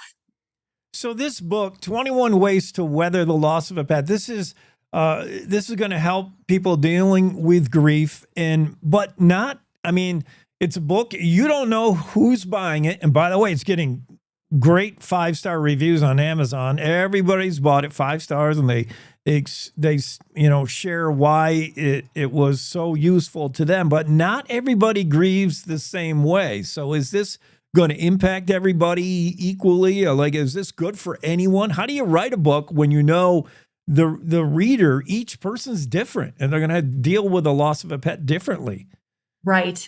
Well, certainly we don't need 21 ways, but there might be a couple in there that resonate with you. And that's why I offered all of them, because some are going to want to stick and some aren't. Some are art projects, some are writing projects, some are talking projects. And so it all depends on what you prefer. And when I say not everyone grieves the same way, I'll give the example of our first pug that passed away. My husband and I, the pug was blind. And so we were very careful not to move furniture. Our shoes were lined up at the door so he wouldn't trip over things. You just had to be mindful about his surroundings so he could make his way around, and he did fine. But the day after he passed away, my husband and I went to the gym, and we came home, and Josh walked to the sink to get a drink of water, and he dropped his duffel bag right in the middle of the kitchen floor. And I was offended because had the dog still been alive, he would have walked right in it. And really, we're just going to start dumping stuff places now because the dog has passed. And I walked over and I looked at his bag and I said, "Well, that's offensive." And he looked at me and I said, "Why it's going to trip right into that?" And he came over and he gave me a hug. And he said, "That's how it's going to be, huh?" I said, "Yep." He goes, "His water bowl?" I go, "We'll stay right where it's at." He said, "His toy basket?" I said, "We'll stay right where it's at." "His leash and harness?" I said, "Yes." And that was the difference, because Josh would have packed up all of those things, and it's fine because that's how he would have preferred to deal with the passing. For me, I needed to see it for a few more days. I didn't want to remove everything so soon. And so just being gentle with each other and understanding that we're going to process this differently goes a long way. Timing. And you hear everybody will say that time heals all wounds. It's timing, but timing's different for everyone. It's going to take you maybe longer. Maybe, it's all, eventually you'll come to a time where it's no longer grief and it's a, mostly positive memories, I would imagine, looking back. Let me ask you something, Gene, and this is maybe off the reservation a little, and I don't know that it's in the book, but I ask this a lot of people, and I get the same answer every time. You have that one pet, and usually it's your first dog that you'll never forget, and nothing can replace that dog. When that dog dies, for some people, it's a long mourning process, and you cannot find it in yourself to replace the pet with the next new puppy. It takes a long time to get there. Understandably, would you ever, given the technology we have today, clone that dog and just have him over again? Is it the same pet? No. So I hear you. And Elizabeth Taylor did that back in the 80s. That was the first person I heard. And I went, really? That's how we're dealing with death now. We're just not going to make it go away. And I know it's popular, and I know there are so many animals in need. And the beauty of each one is its own personality. And I'm, like I said, I love pugs. You have an expectation of a certain breed. They're never the same. They look similar, and that's it. That's where it ends. And so the joy, I believe, that we'd be missing in life is to get to know that next personality, that next lovable character that wants to be part of your life. And so I understand that it's popular. My answer would be no. Yeah, every pet's unique. I think we know that. I don't know if we can, I don't know if animals have souls or if they're going to be with us in heaven. I hope so, because boy, they give us a lot of joy in life. Gene, let's talk about how, that timeline. Like some people will get over the loss in 3 months, some maybe a year. Like we don't know, and that how will you know? There's not usually a definitive point where you say, okay, we're no longer grieving. I can put Fido's bowl away now. It may not be a definitive point. It may be you're almost there, and then something is going to trigger you again. Perhaps it's the holidays. Yeah, that's a great point. And it is true that it's not linear, right? So you're not going to just go, okay, now I'm angry, now I'm sad, now I'm okay. It doesn't work that way. And in fact, holidays are a true trigger, because if you've then gone through the year and you had the pet last year and you don't this year, that usually will churn up some unsettledness. It happened to me just a couple weeks ago. We all went to sit out front on the front porch, and we don't do that in the winter because it's cold, but in the summer it's quite pleasant. And I'm used to bringing all the dog beds, right? We had 4 dogs last fall when we ended this routine. And I looked at Sally's bed and I went, I'm sad all over again. This was 6 months ago, and I'm sad now because I don't have the opportunity to have her on the front porch where I did last time we went out there. So just be aware of that, and it's okay. It's not like we're robots. We can't just turn it off and go, okay, I'm never going to think of that animal again. Some of the projects I offer are really to think about the animal, because they'll always be with us if we keep them in our hearts. Well, this is how much of an authoritative speaker, author on the topic we're talking about, because you can find her on the interwebs at dogauthor.com. I guess, how do you secure a URL like that, Gene? You know what? I had my name for the longest time, because that's what you're supposed to do as an author. Yeah. No one could spell it. No one could find it. No one could remember it. I'm like, oh, I just need something better. And I honestly just, I compressed my websites into that, and Zuggy as well. And I just found it last year. Can you believe it? It was waiting for me. It was waiting for me, Jake. That was meant to be. Kismet. Find her online. Dogauthor.com, where you can purchase any of the books. Now, Your writing style, I have not read any of them, but it works for a lot of younger readers. Your style of writing, explain that. If you wanted to read perhaps Twisty Tales of a Shelter Dog Matchmaker. Yeah, thanks. So Twisty and True Tales of a Shelter Dog Matchmaker is 12 short stories about dogs that took the winding road instead of the straight path to happiness. It's about my work as a doggy matchmaker at the Humane Society and a transport partner. They call us rescue rangers because we go around to different shelters and bring them to our shelter to be adopted.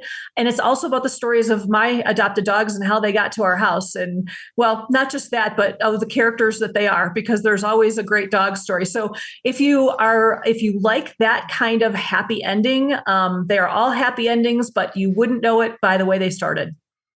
And there's nothing like seeing the change of a dog that's finally adopted. There's a face they have in the shelter, and then it's a face they have when you bring them home. That's a different animal. It's so true. Yes. And so are we. We get to be different too, because now there's somebody that's happy and excited and waiting for us to come home every day. I like it. Whether it's Amazon or you go to the webpage, dogauthor.com, grab one of these books. How about 21 Ways to Weather the Loss of Your Pet? Maybe it's not your thing now, but if you have a pet, it will be. And you'll be glad you have this guide. Jean, thanks so much for spending time with us today. Thank you. It's been my pleasure. Have a good one. You too. Jean Alfieri on the show, and read her latest book. Buy her latest book, 21 Ways to Weather the Loss. She has a whole bunch of other books there about dogs, pets. We all love our pets, and it's tough to deal when they have to go. We got to take a top of the hour news break. We'll be back on the other side of that with more in the Cowboy State Daily Show with Jake.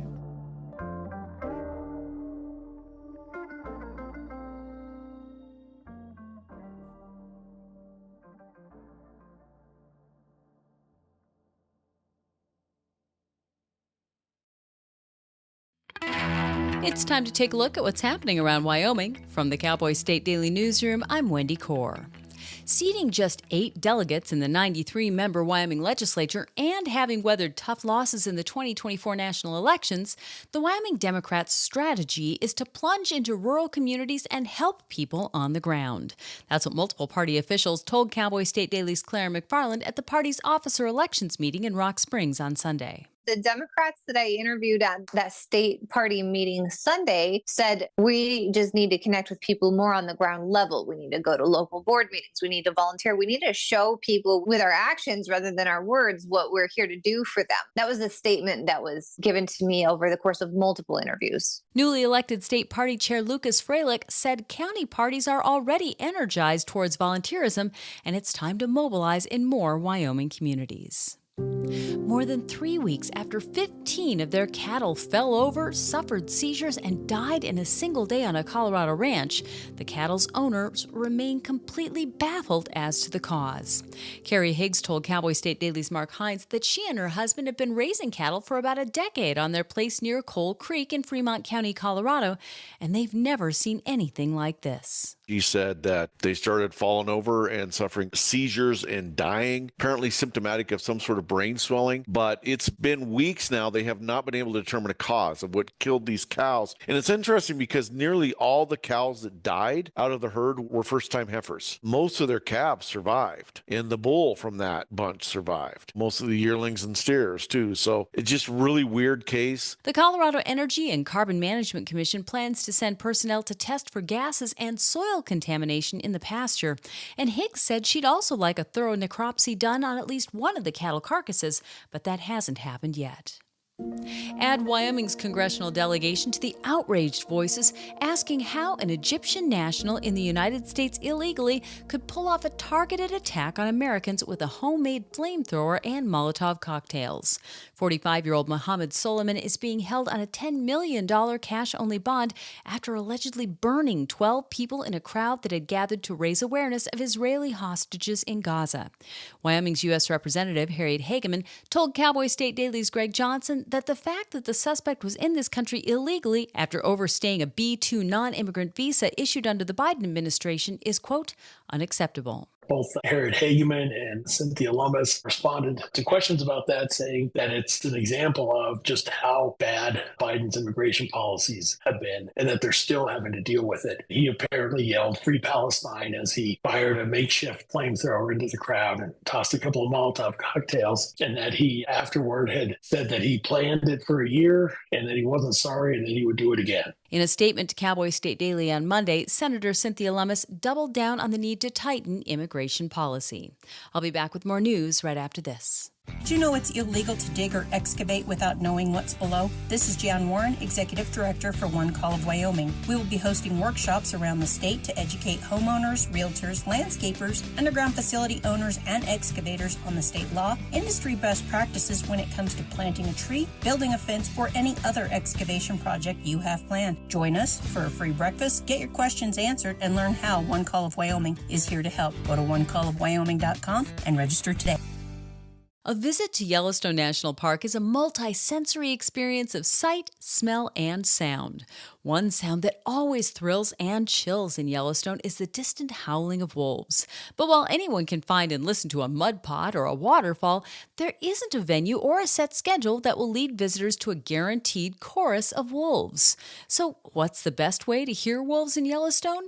Cowboy State Daily's Andrew Rossi reports that it depends on the time, the season, and the reason. The best times to listen for them are dawn and dusk because they're crepuscular, which means they're most active at dawn and dusk. Howling is territorial, so if you want to hear wolves howling, you want to go at the time when they're establishing territory, which tends to be winter, so summer's not the best time of year to hear them, and naturally you want to go to the spots where the wolves are just hanging out, and that tends to be the northern section of the park along the Lamar Valley. The entirety of the Northeast Entrance Road from Mammoth Hot Springs to Cook City, Montana, has higher chances for wolf howling. According to the National Park Service, there were at least 8 different wolf packs with territory along the road in 2023. And that's today's news. Get your free digital subscription to Wyoming's only statewide newspaper by clicking on the daily newsletter button on cowboystatedaily.com. I'm Wendy Core for Cowboy State Daily. There's a lot of need in the world, and if you're like me, it can seem too big to make a difference. But that's why I decided to start volunteering with Mercy Shifts. Dedicating a few weeks or months of my life every year in the service of others has brought me more than I could ever imagine. Plus, I'm getting to meet people from all around the world and make lifelong friends. Hey, Michelle. And with so much to do here, there's an opportunity for everyone to make a difference. High five. But the best reason to volunteer is knowing that no matter what you do, you're helping change people's lives every day. Whether it's for 2 weeks, 2 months, or 2 years, when you volunteer with Mercy Shifts, you'll find your purpose, your people, and your place in this world. And all you gotta do is visit mercyshifts.org today. I hope to see you soon.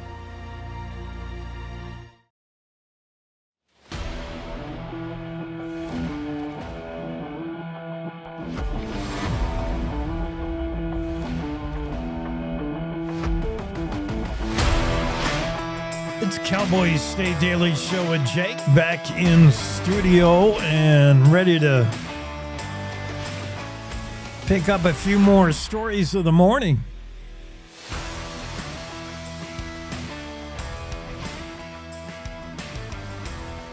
And we're going to hit a few Renee stories here in a moment. Renee Jean.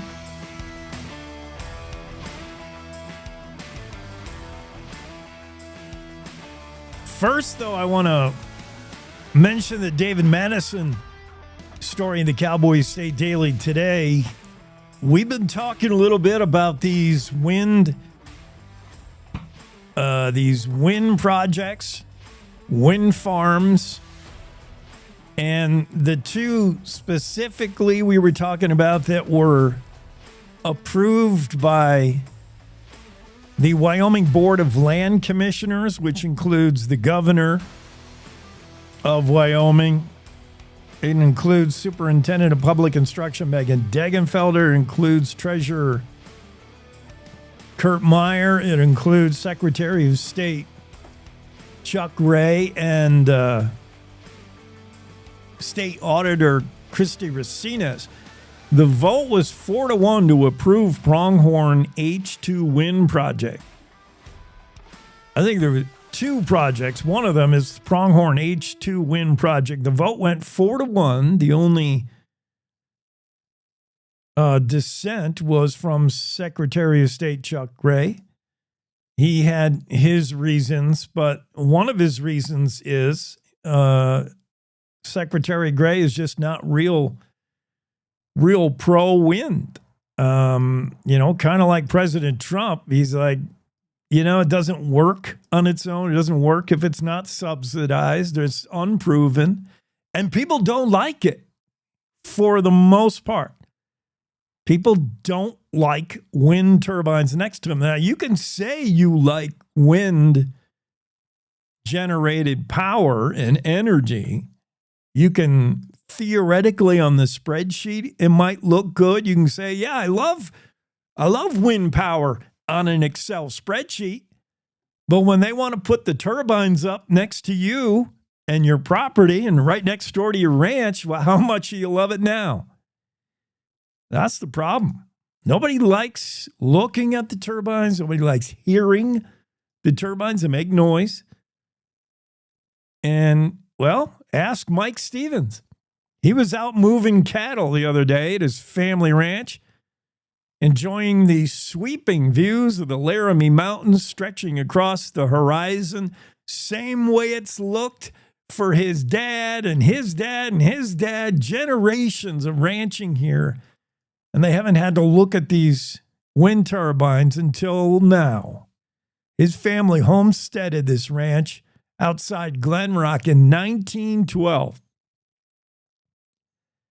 And he said it's beautiful here. And the mountains, the Laramie Mountains we get to look at, it's like our Tetons. It's like our Bighorn Mountains. And now this Pronghorn H2 wind project's going to come in, and we're going to have to look at these wind turbines. Nobody wants windmills blocking the views in the view shed. So there's a lawsuit now is what we're getting at. Ranch family, the Stevens family, has filed a lawsuit to block Wyoming wind lease, citing generational legacy. So we'll see how this plays out. Approved by a 4-1 vote by the Wyoming Board of Land Commissioners. But hold on. There's at least one family, a ranching family, that doesn't like the idea of this wind project. And they're going to court on filing suit to try to get it stopped. Let's get into the Zoom room with Renee Jean. Renee, how are you? I'm good. How are you? Good. Are you on a cruise ship right now? No. Darn. I think Jen is ready to get on board with the cruise ship. Your story, and by the way, you asked one of the greatest follow-up questions of all time, and we'll talk about that in a second. But you mentioned this couple, this Laramie couple that. And I've heard this happen. I've heard people say, for the same amount of money it costs to live, pay a mortgage, eat, stay alive for a year, I could sail the world and spend my whole time on a cruise, my life on a cruise ship for a year. I'm like, you heard it anecdotally and you're like, well, can you really? And does anyone really do this? Somebody did it. Somebody's doing it. The Montoyas from Laramie are doing it. Yeah, I think by and large, cruise ships have been expensive, and that's not an affordable option. But the model is changing, and this company that this Laramie couple has found, they are specifically targeting an affordable price point for people. Like, you can do this, and it's probably cheaper than where you live if you live somewhere like New York, San Francisco, and so on. I ran the numbers, just, kind of napkin math here, but it's $129,000 to buy a cabin. They're good for 15 years. They give you a guarantee for at least 15 years. It could last longer than that. but it's guaranteed to not last less than that. And so based on that, I came up with a yearly, a monthly figure of how much that costs. I didn't include any interest. If you take out a loan and you don't have the 129,000 sitting around to buy the cabin, obviously it's going to cost a little more. And then the monthly fee for the cheapest villa for one person is 2,999. So around 3,000 a month. That worked out to a 45,000 annual cost. Okay, I think there are lots of places in America that it costs that much to live per year.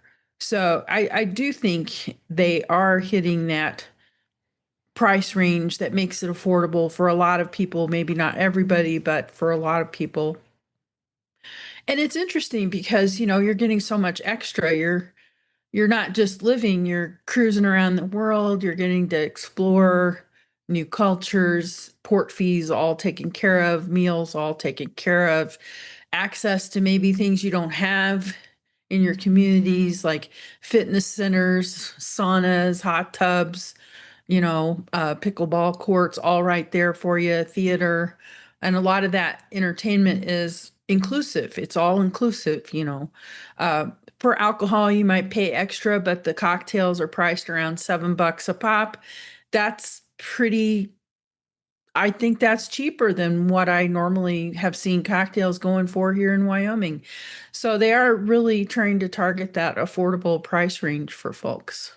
It's working for Paul and Lynn Montoya anyway. They're looking to set aside probably 3.5 years, maybe 4 years, a sea. And by the time they're done, 425 destinations visited, 147 countries, 100 tropical islands. I mean, they're seeing the world. It sounds really, really good when you look at it that way, like perpetual vacation. Who's not on board for that?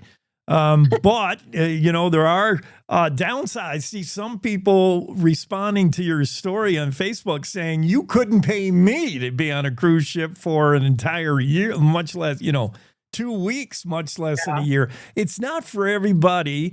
But certainly, world travel has its advantages. I'm glad you crunched the numbers because the first question I have is it really affordable? And this ship, the Odyssey, like you said, this is different. This is not your typical 2-week vacation. They are targeting people that want to do this somewhat permanently. And you have a sub-headline in the story. Come on, what's it really cost when you start crunching numbers and you roll in to the final total, things like maids, you got your own maids, you got room service, you got laundry, you got, that's all in there.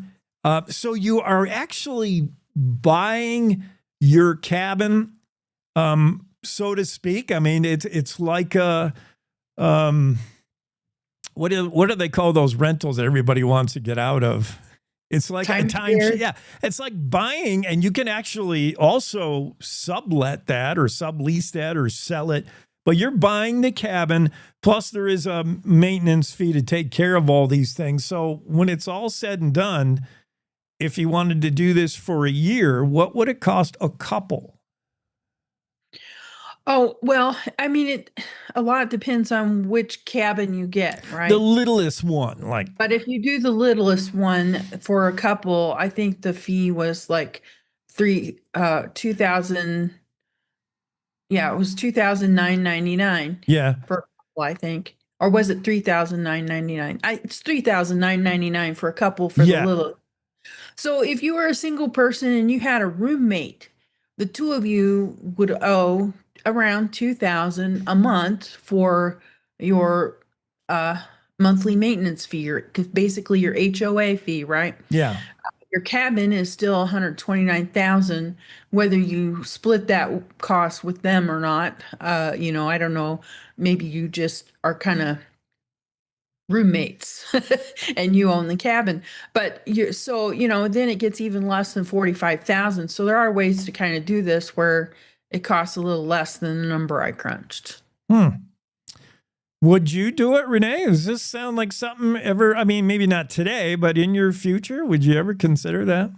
Yeah, if I had a remote job that I could work, uh, and I could come up with the 129,000 to buy the cabin outright, then yeah, I think it's cheaper than where I'm living now here in Laramie. Yeah. You know, I'm paying 1,400 a month just for an apartment, Mm. much less any other living expenses. Yeah, and to be able to file a story from Ecuador, or I'm swimming with the dolphins as I write this, like, holy cow. Yeah. Well, it might be But fun. it would definitely be fun. And even if you didn't want to do it for the rest of your life kind of thing, 15 years seems like a long time to be aboard ship to me.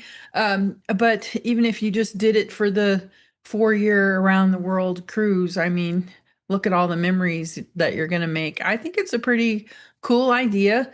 I think it'll take off. I think there will be a lot of people who want to give this a try.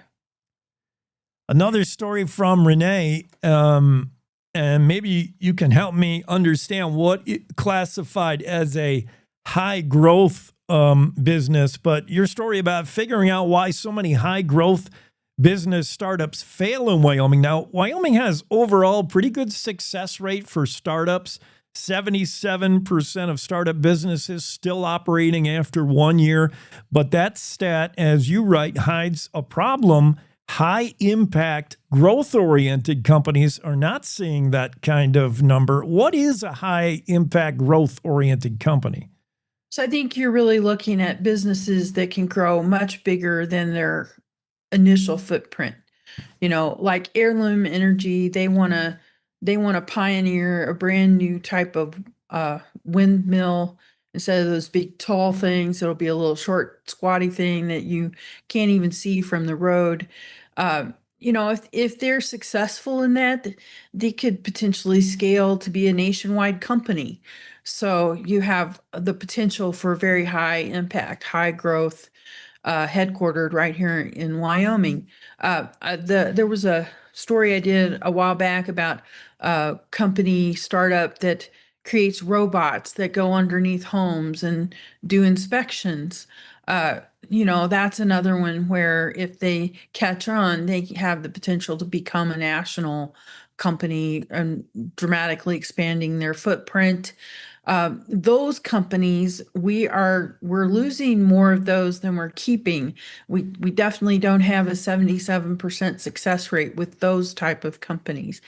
And if we want to diversify Wyoming's economy, well, those high growth, high impact businesses are the way to go. So why aren't we keeping more of those? And that's kind of what Startup Wyoming is all about. They're really digging into what does the startup culture need in Wyoming to not just survive, but thrive and, fulfill this potential. So that's kind of what that's all about.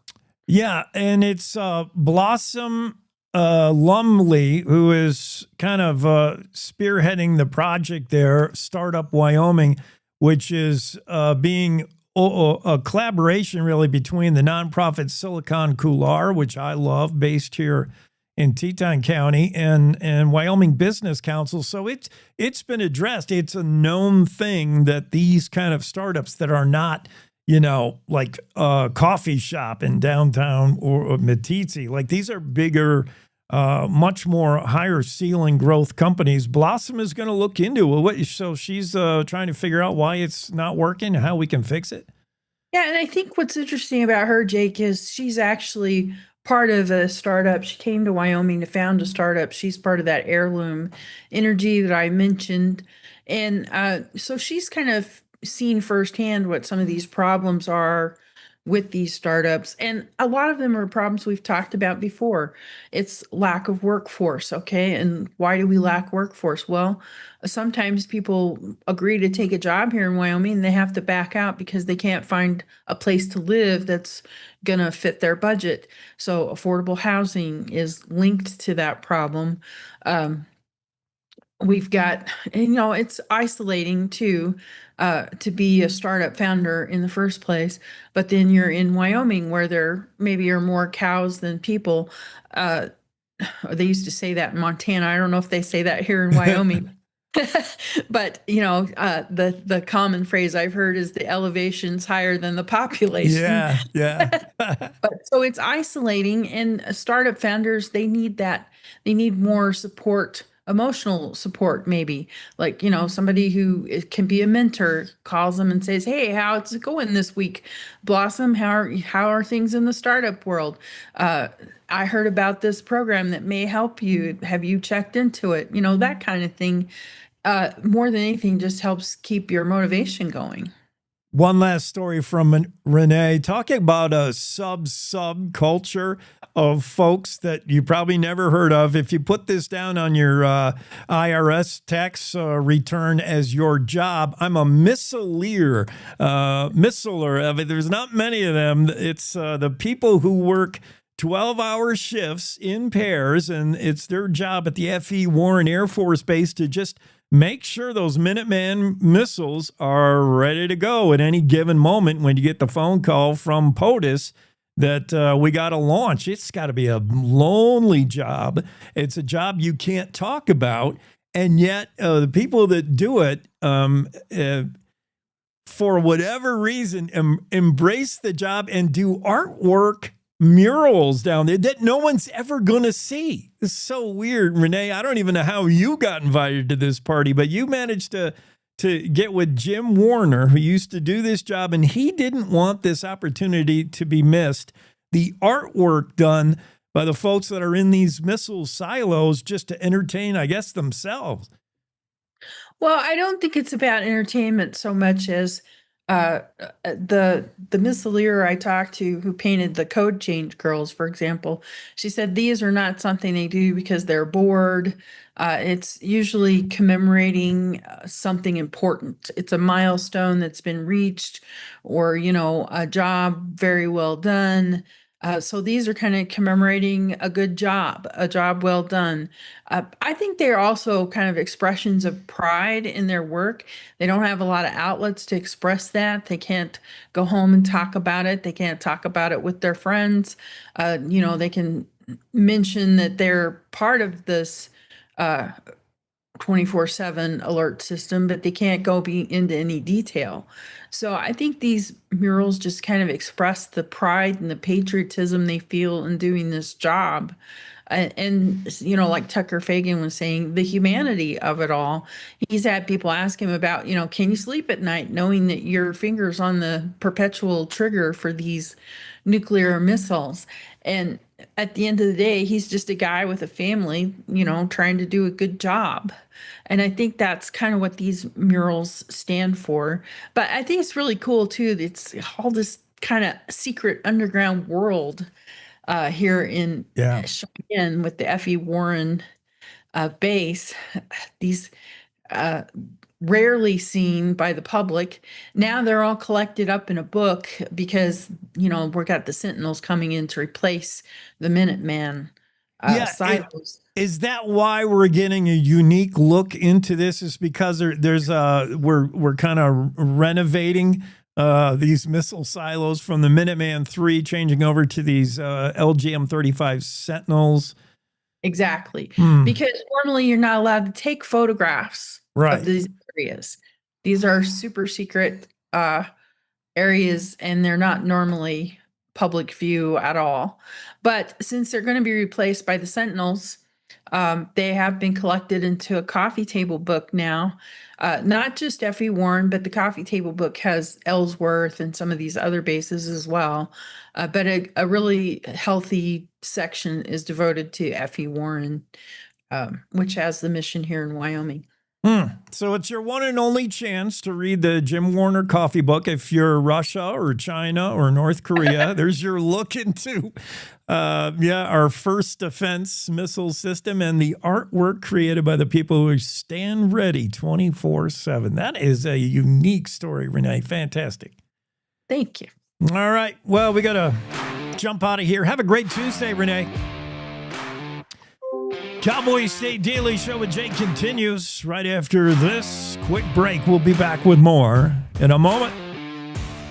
to the Teton Range, Cheyenne to Sheridan, Rawlins to Ralston. Cowboy State Daily Morning Show covers the state like no other radio show or podcast. We love Lovell. We're eager to share the stories of Story Will Crow About Crowheart and Yodel Over Yoder. Whether you make your home in Sweetwater, Chugwater, Powder River, or Green River, the Cowboy State Daily Morning Show will make you feel right at home. Jeffrey City, Atlantic City, we see you. Little America, Big Piney, you're on our radar. Howdy, Wapiti, Meeteetse, Shoshone, 10 Sleep, good morning. Welcome, Torrington, Riverton, Wheatland, Lusk, Lingle, Lander, Timber, Casey, Kerwin, Moorcroft, Mountain View, Moose, Fort Bridger, Fort Laramie, Fort Washington, Hannah, Hudson, Hewlett, Dayton, Daniel, and DuBois. We are east of Weston, west of Midwest, north of Newcastle, and south of Sundance. Border to border, we love Wyoming and every one of its communities, bar none. This is the Cowboy State Daily Radio Network.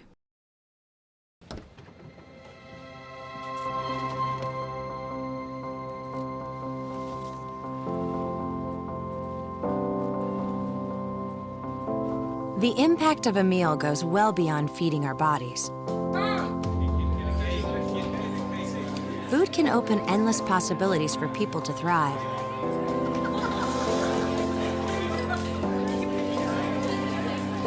Because when people are fed, futures are nourished.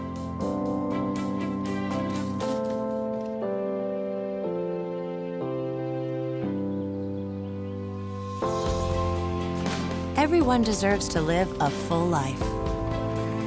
And with your help, together we can end hunger. Join the movement at feedingamerica.org/actnow.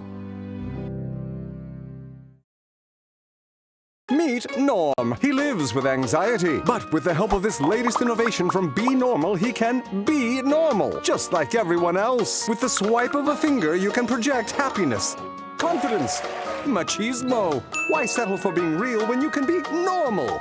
The Normal Maker. New from Be Normal. This item doesn't really work because there's no such thing as normal. We're all different. What we like, how our brains work. In fact, 1 in 5 of us live with mental illness. Don't filter who you are. Start by talking to someone you trust. And remember, there is no normal. Nestled between Casper Mountain and the North Platte River, you'll find the heart of Wyoming. With a bustling downtown centered around our outdoor haven, Casper is for adventurers, freedom seekers, and rule breakers who find beauty off the beaten path. So if touchable history, a vibrant community, and uninterrupted outdoor recreation define your travel itinerary, allow us to welcome you to the one and only Casper, Wyoming. Plan your trip at visitcasper.com.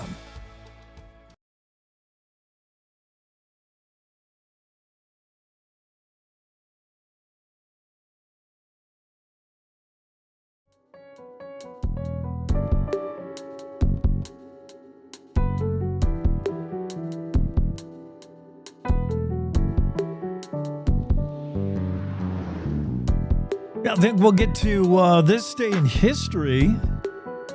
It's June 3rd. Let me take you back to 1862. Regimental Commander Lieutenant Colonel William Collins gets his marching orders, literally marching orders. Start marching. Commander Collins, Lieutenant Collins, he gets an order to take 3 companies from Fort Laramie to South Pass. The purpose was to protect the employees and property of the Overland Mail Company and the Pacific Telegraph. 1862, of course, Indian Wars, conflict in the 1860s, huge in this area, real problematic. Fort Laramie, in trying to deal with it, had to just too far from some of these areas. And if the trouble was in South Pass, it's so much land to cover and protect. The Overland Mail Company, Pacific Telegraph. Lieutenant Collins receives orders to take 3 companies from Fort Laramie to South Pass in order to deal with issues. This is 1862. 1888. One of the greatest poems ever written glorifying baseball. Published first in the San Francisco Daily Examiner on this day in San Fran. If you grab your copy of the Daily Examiner, 1888, and open it up, you'd see for the first time ever the poem Casey at the Bat, written by Ernest Lawrence Thayer. And it's that famous poem that talks about Casey. All our hopes are on Casey. 2 out, bottom of the ninth, bases loaded. We need that hit. And Casey, the mighty Casey, struck out. Just a great poem. First time it appeared was in the San Fran Daily Examiner on this day in 1888. We were America already in love with baseball in 1888. 1899, Wyoming, in the Sun Leader newspaper reported suspicions that the robbery of a Union Pacific train near Wilcox, Wyoming, yesterday, we just learned about that yesterday. Speculation in the Sun Leader today, 1899, that it was the work of that hole-in-the-wall gang led by Butch Cassidy. It was. 1926, a training camp for the National Guard at Pole Mountain was approved. In 1948, on this day, 38 contestants entered a horse race between Sheridan, Wyoming, and Billings, Montana. Remember the other horse race that started in Evanston and went to Colorado? Was it Evanston to Denver? I forget now. But this one, 1948, 38 entered a horse race that would take place running from Sheridan to Billings. That's 137 miles. The state of Wyoming had a culture of long-distance horse races at this time in the 1940s. And on this day in 2020, nationwide protests. Remember, the nation was just torn apart over George Floyd, the black resident of Minneapolis, Minnesota, during an arrest by police, was killed. And on this day in 2020, those protests, those nationwide protests, were seen all the way in Wyoming as a protest was organized in Casper on this day, 2020. All these things happen on this day in history, June 3rd. Time to check in with the Rodeo Report, Rodeo Roadshow from the Western Ag Network. It's the Rodeo Roadshow on the Western Ag Network. Hi, everybody. I'm Will Rasmussen. Today on the show, a little something different on the Roadshow. I had a chance recently to talk to country music star Ned Ledoux, the son of the legendary Chris Ledoux that all of us in rodeo know and love. And we had a chance to talk about what his favorite song that his dad sang. His answer coming up. Stay close. Ranchers, it's time for the 17th annual Diamond McNabb Horse Sale.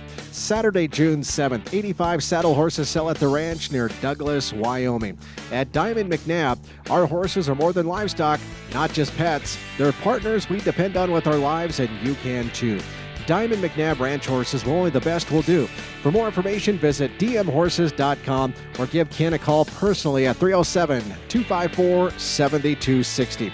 Online and phone bidding also available. Good news, beef producers. Consumers' opinions and preferences on beef are becoming more transparent month after month. Your checkoff dollar supports state-of-the-art research that taps into thousands of consumers' eating habits every month to track modern trends in meat demand and other proteins. With this knowledge, the Beef Checkoff can invest your dollars more wisely in future projects, empower the industry, and strengthen beef's place in the market. Get the full story at yourdollardoes.com. Funded by the Beef Checkoff. Of all of your, and I know you play and sing some of your dad's music during your concerts, what is your favorite Chris Ledoux song? Just overall, or ones that we play live? Overall. Oh, man. Yeah. That's man, that's a tough one. I always kind of favor the ones that he wrote himself, right? Because I just try to imagine like where he might have been. Maybe he was up in the hills on the ranch, just sitting on his tailgate or a rock up there and just looking out across the mountains. Yeah. I've always said Western Skies. Mm-hmm. There's just something about that song that's just, it's about home and yeah, that's a good one. And you perform it live because we do. Yeah, I've seen that. I've seen you. Fort Worth, Texas. I'll never forget going to watch you there too. So Ned Ledoux will be appearing live at the Darby Music Fest in Darby, Montana, this Friday night with Chancey Williams and Highway 101's Paulette Carlson, the first of its kind that they're having there in Darby in association with the Darby Extreme Bareback Riding, the largest PRCA bareback riding there is. And I get a chance to be a part of that whole weekend in Darby, Montana. On the Rodeo Roadshow, I'm Will Rasmussen on the Western Ag Network. This is the Cowboy State Daily Morning Show with Jake. Well, it's great to hear that Paulette Carlson is still doing music. Highway 101 singer. That's pretty cool. That sounds like a good show there. Ned Ledoux, Highway 101 singer Paulette Carlson, and Chancey Williams. Yeah, I'll sign up for that. That sounds like a great show. And Western Skies, I think that's my favorite Chris Ledoux song as well. That's a great one to describe Wyoming, especially for people that never had the good fortune to live here. Wyoming Democrats say the party platform doesn't need a whole lot of overhaul or really any tweaking. They kind of got the right idea. We checked this story out from Claire McFarland. We're talking about Wyoming Democrats. Newly elected state party chair Lucas Freilich said that the party seems to be on point and there's not a lot of things that need to change. Freilich did emphasize volunteerism, particularly in rural areas of Wyoming. He said he would love to see the Democratic Party get to be known for folks who show up where and when people need us most. Freilich said we need to talk more about what Democrats are doing for you today, not what we're doing for you tomorrow. He wants to see volunteerism increase. Find a place in your community where there maybe needs a helping hand, lend a hand, and it'd be great if Democrats would become known as volunteers who could get in there and help out, especially rural communities. That seems to be the emphasis. Listening to one of the Democrats, and of course in Wyoming, there's not many, when we talk about what percentage of lawmakers represented in Cheyenne, 8 seats in the 93-member legislature belong to Democrats. So not many. Claire McFarland's story, headline, Wyoming Dems say nothing wrong with a party platform, but they will target rural areas. And I thought it was also interesting to hear Mike Yin, Jackson Democrat, who specifically looked at where the Freedom Caucus might be disenfranchising people. Mike Yin in this story said, I want to hear what the problems are. And that's how we can focus our message, Yin says. Yin says he's noticed people in Wyoming growing frustrated with the actions of the Wyoming Freedom Caucus. A group of Republicans that are keen on legislating social issues and other things. And Yin sees where the Freedom Caucus might have rubbed a few people wrong. And he says himself, quote, they've made moves that have made people unhappy. So Mike Yin is at least one Democrat who sees an opportunity to for his party to jump in a place, and that's where Freedom Caucus has left some out in the cold. So that story from Claire McFarland. Check it out. Claire also has this story about a Torrington man who was just sentenced to 20 to 25 years for the beating of his ex-girlfriend last year. She happened to be holding the couple's toddler when and while she was attacked by this man. It's just horrible, this guy. And it's not the only incident that this Torrington man is accused of domestic violence, by the way. Andrew Atkinson is the guy we're talking about, 27-year-old, who attacked his girlfriend, his ex-girlfriend at the time, and then went on the lam. Cops were looking for him. He was long gone. Meanwhile, the ex-girlfriend, Natalie Blase, I'll say, testified she spent a week in the hospital, collapsed lung, sutures, chest tube to help her breathe after the attack. She said during the relationship, she endured years of control, which included location tracking on her phone. The boyfriend, Andrew Atkinson, controlled every aspect of her life, she said. Where she went, who she talked to, what she did. Like her phone was monitored by this beast. And she said, this is especially cruel. I cannot get these things back. She talks about her phone had photos of her childhood and all this kind of stuff. And she had to surrender the phone because he had done things to spy on her with it.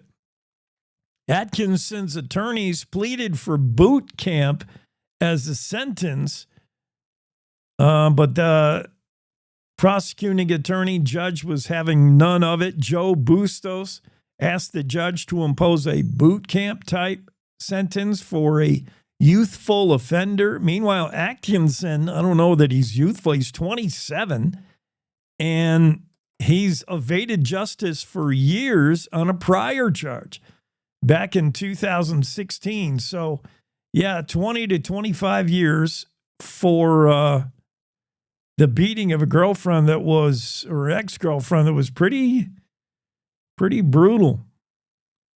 Claire McFarland has that story in the Cowboy State Daily. We're going to take one last break this morning and head for the home stretch right after these. Wyoming is the Cowboy State. From corner to corner, there are so many stories to be told, and more cowboys and cowgirls are turning to the Cowboy State Daily News team to keep them in touch with what's happening both locally and in other parts of Wyoming. I'm Riley Strand, videographer and production assistant for Cowboy State Daily Video News. We're proud to bring the most important stories to our viewers every day. The stories that start conversations, the stories that make us laugh, the stories that make us think. Our experienced journalists at Cowboy State Daily are crisscrossing the state every day, talking to those who know the news best. Every day, host Wendy Core and I talk to the reporters who are covering the topics, issues, and people that are important to Wyomingites. And in our daily newscast, we bring you those stories. Tune into the Cowboy State Daily video newscast every morning, only on cowboystatedaily.com. You're listening to the Cowboy State Daily Radio Network. Wyoming is a place of unlimited potential, a place that inspires us to dream. Since 2014, Wyo Lotto has given back over $180 million to our great state through transfers, winnings, commissions, and more. Dollars that have gone directly into your cities, towns, and counties. Dollars that have changed lives and set dreams in motion. Thank you, Wyoming, for a legendary 10 years. We can't wait to dream up what's next.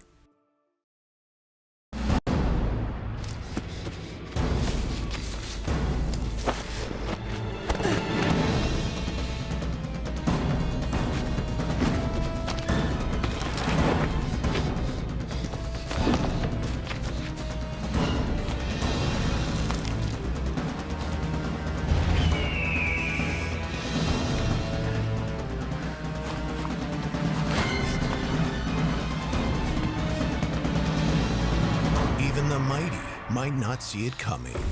It's prediabetes, and it captures 1 in 3 adults. You may not even know you have it, but you can escape. Take the 1-minute pre-diabetes risk test to know where you stand. With early diagnosis, you can change the outcome and prevent or delay type 2 diabetes. Be your own hero on smartphones everywhere at doihaveprediabetes.org. Year after year, we continue to serve new neighbors across our state. For over 40 years, our trust in wealth management services have grown our roots in Casper. And now we're excited to have offices in 3 Wyoming cities. We're here to help you achieve your financial goals and provide the kind of service that you expect from a Wyoming business. Because at Hilltop Bank, community means Wyoming.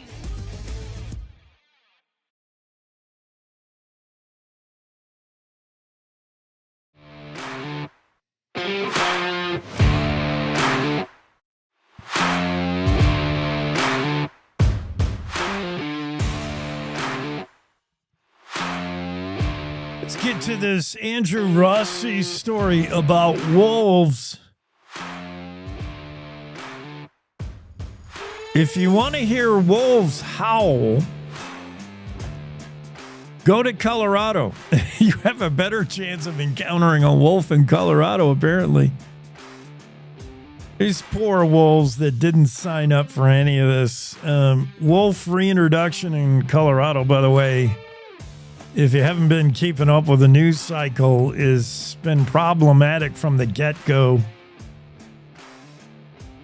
At least in Wyoming, you had the benefit of sort of a buffer area when wolves were reintroduced into Wyoming in the mid-1990s, was it? They were released in Yellowstone. So for a few years, you were fairly certain the wolves would not get into too much trouble because, I mean, the only thing to eat was to like take over their role as apex predator, take over their role in the ecosystem and start eating elk because the elk were beginning to overpopulate Yellowstone, and the elk pressure, especially when the elk had nothing to eat, they would eat the aspen, and now the aspen trees, the aspen trees were failing. The whole ecosystem's thrown out of whack when it doesn't have all the cast members.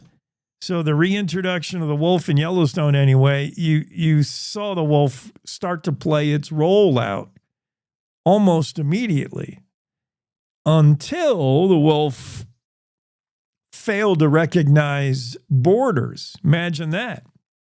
And the gray wolf didn't know where Yellowstone ended and your ranch began. And suddenly the elk, who are pretty fierce fighters, and the deer, which are really fast, they didn't look near as good as those big cows, those big fat cows on that rancher's spread. They looked delicious, and they didn't move very fast. They were easy to kill and eat. And now wolves, of course, once they got out of Yellowstone, made their way statewide up into Montana, over to Idaho, started getting into conflict with ranchers eating cows. Imagine that. But at least in Wyoming, it took a little while because you dropped them off in the middle of Yellowstone. In Colorado, almost immediately, once Colorado reintroduced the wolf, they started eating cattle. And it's just like every day or every week, there's a story about another wolf that has to be put down in Colorado, or some that have snuck over the border and come into Wyoming because wolves don't recognize borders. They only recognize delicious cows.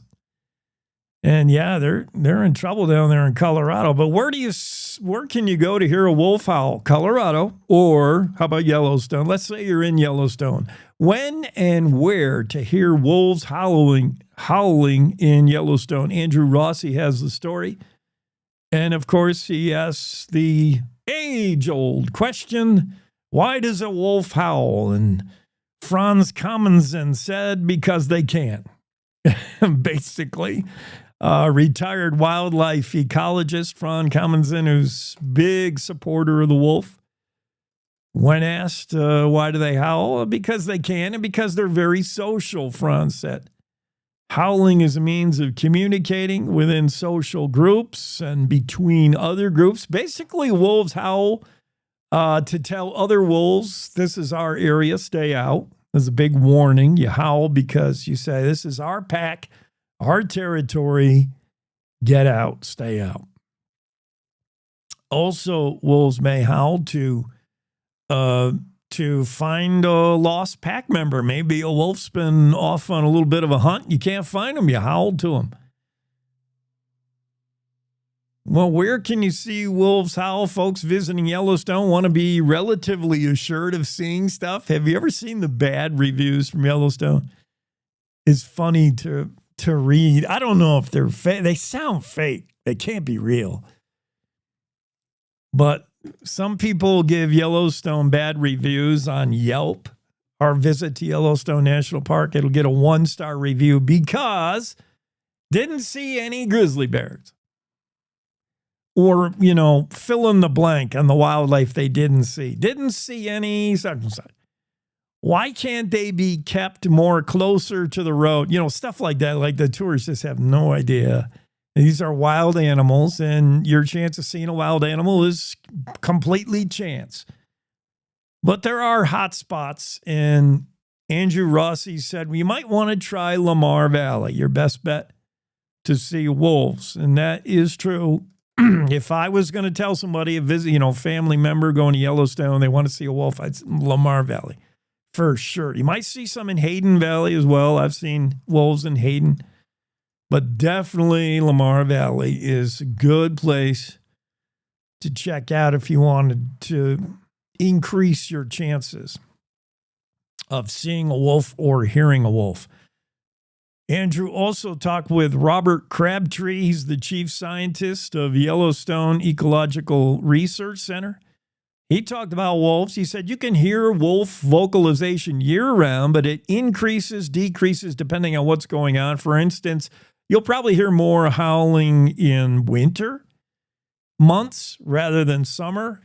In winter, wolves are establishing their territory a little more aggressively. In summer, they don't like to howl because they may give away the fact that they're in such and such territory. So you may hear it less. Time of the day matters. Wolves will howl at dawn and dusk much more often. But different purposes for different reasons, says Robert Crabtree. He says they will vocalize, you can hear it, but it'll be for different purposes at different times. Andrew Rossi talked about where and when wolves are howling in Yellowstone. He spoke with Wendy Core, and it sounded like this.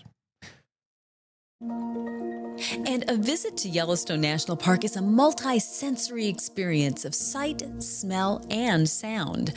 One sound that always thrills and chills in Yellowstone is the distant howling of wolves. But while anyone can find and listen to a mud pot or a waterfall, there isn't a venue or a set schedule that will lead visitors to a guaranteed chorus of wolves. So what's the best way to hear wolves in Yellowstone? Cowboy State Daily's Andrew Rossi reports that it depends on the time, the season, and the reason. The best times to listen for them are dawn and dusk because they're crepuscular, which means they're most active at dawn and dusk. Howling is territorial, so if you want to hear wolves howling, you want to go at the time when they're establishing territory, which tends to be winter, so summer's not the best time of year to hear them. And naturally, you want to go to the spots where the wolves are just hanging out, and that tends to be the northern section of the park along the Lamar Valley. The entirety of the Northeast Entrance Road from Mammoth Hot Springs to Cook City, Montana, has higher chances for wolf howling. According to the National Park Service, there were at least 8 different wolf packs with territory along that road in 2023.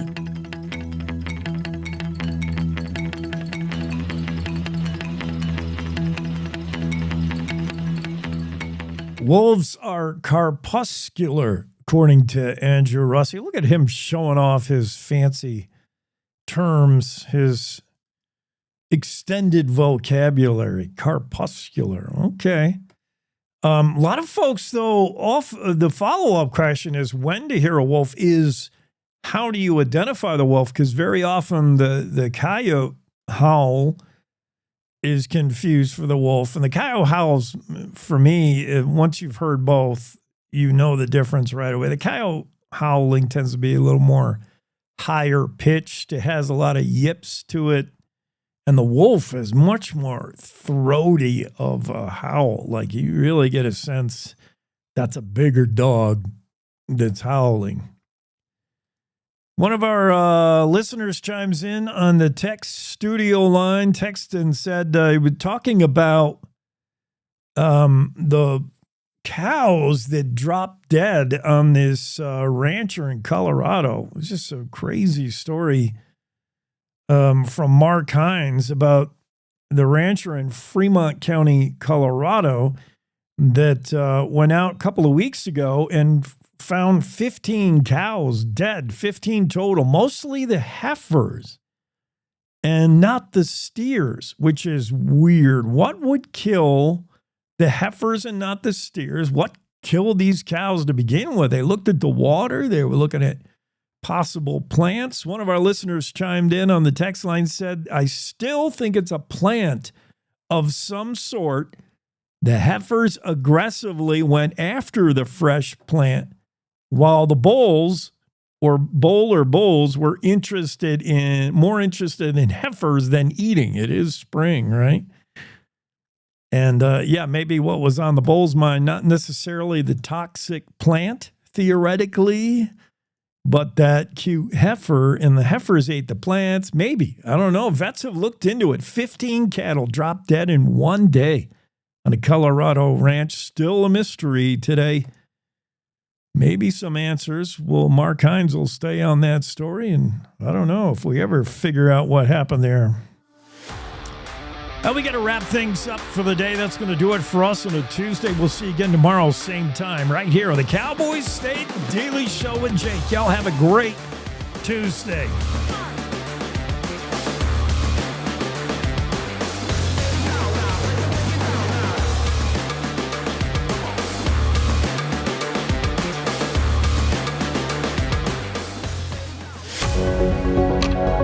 Good morning. This is the Cowboy State Daily Morning Show with Jake. The new way Wyoming wakes up.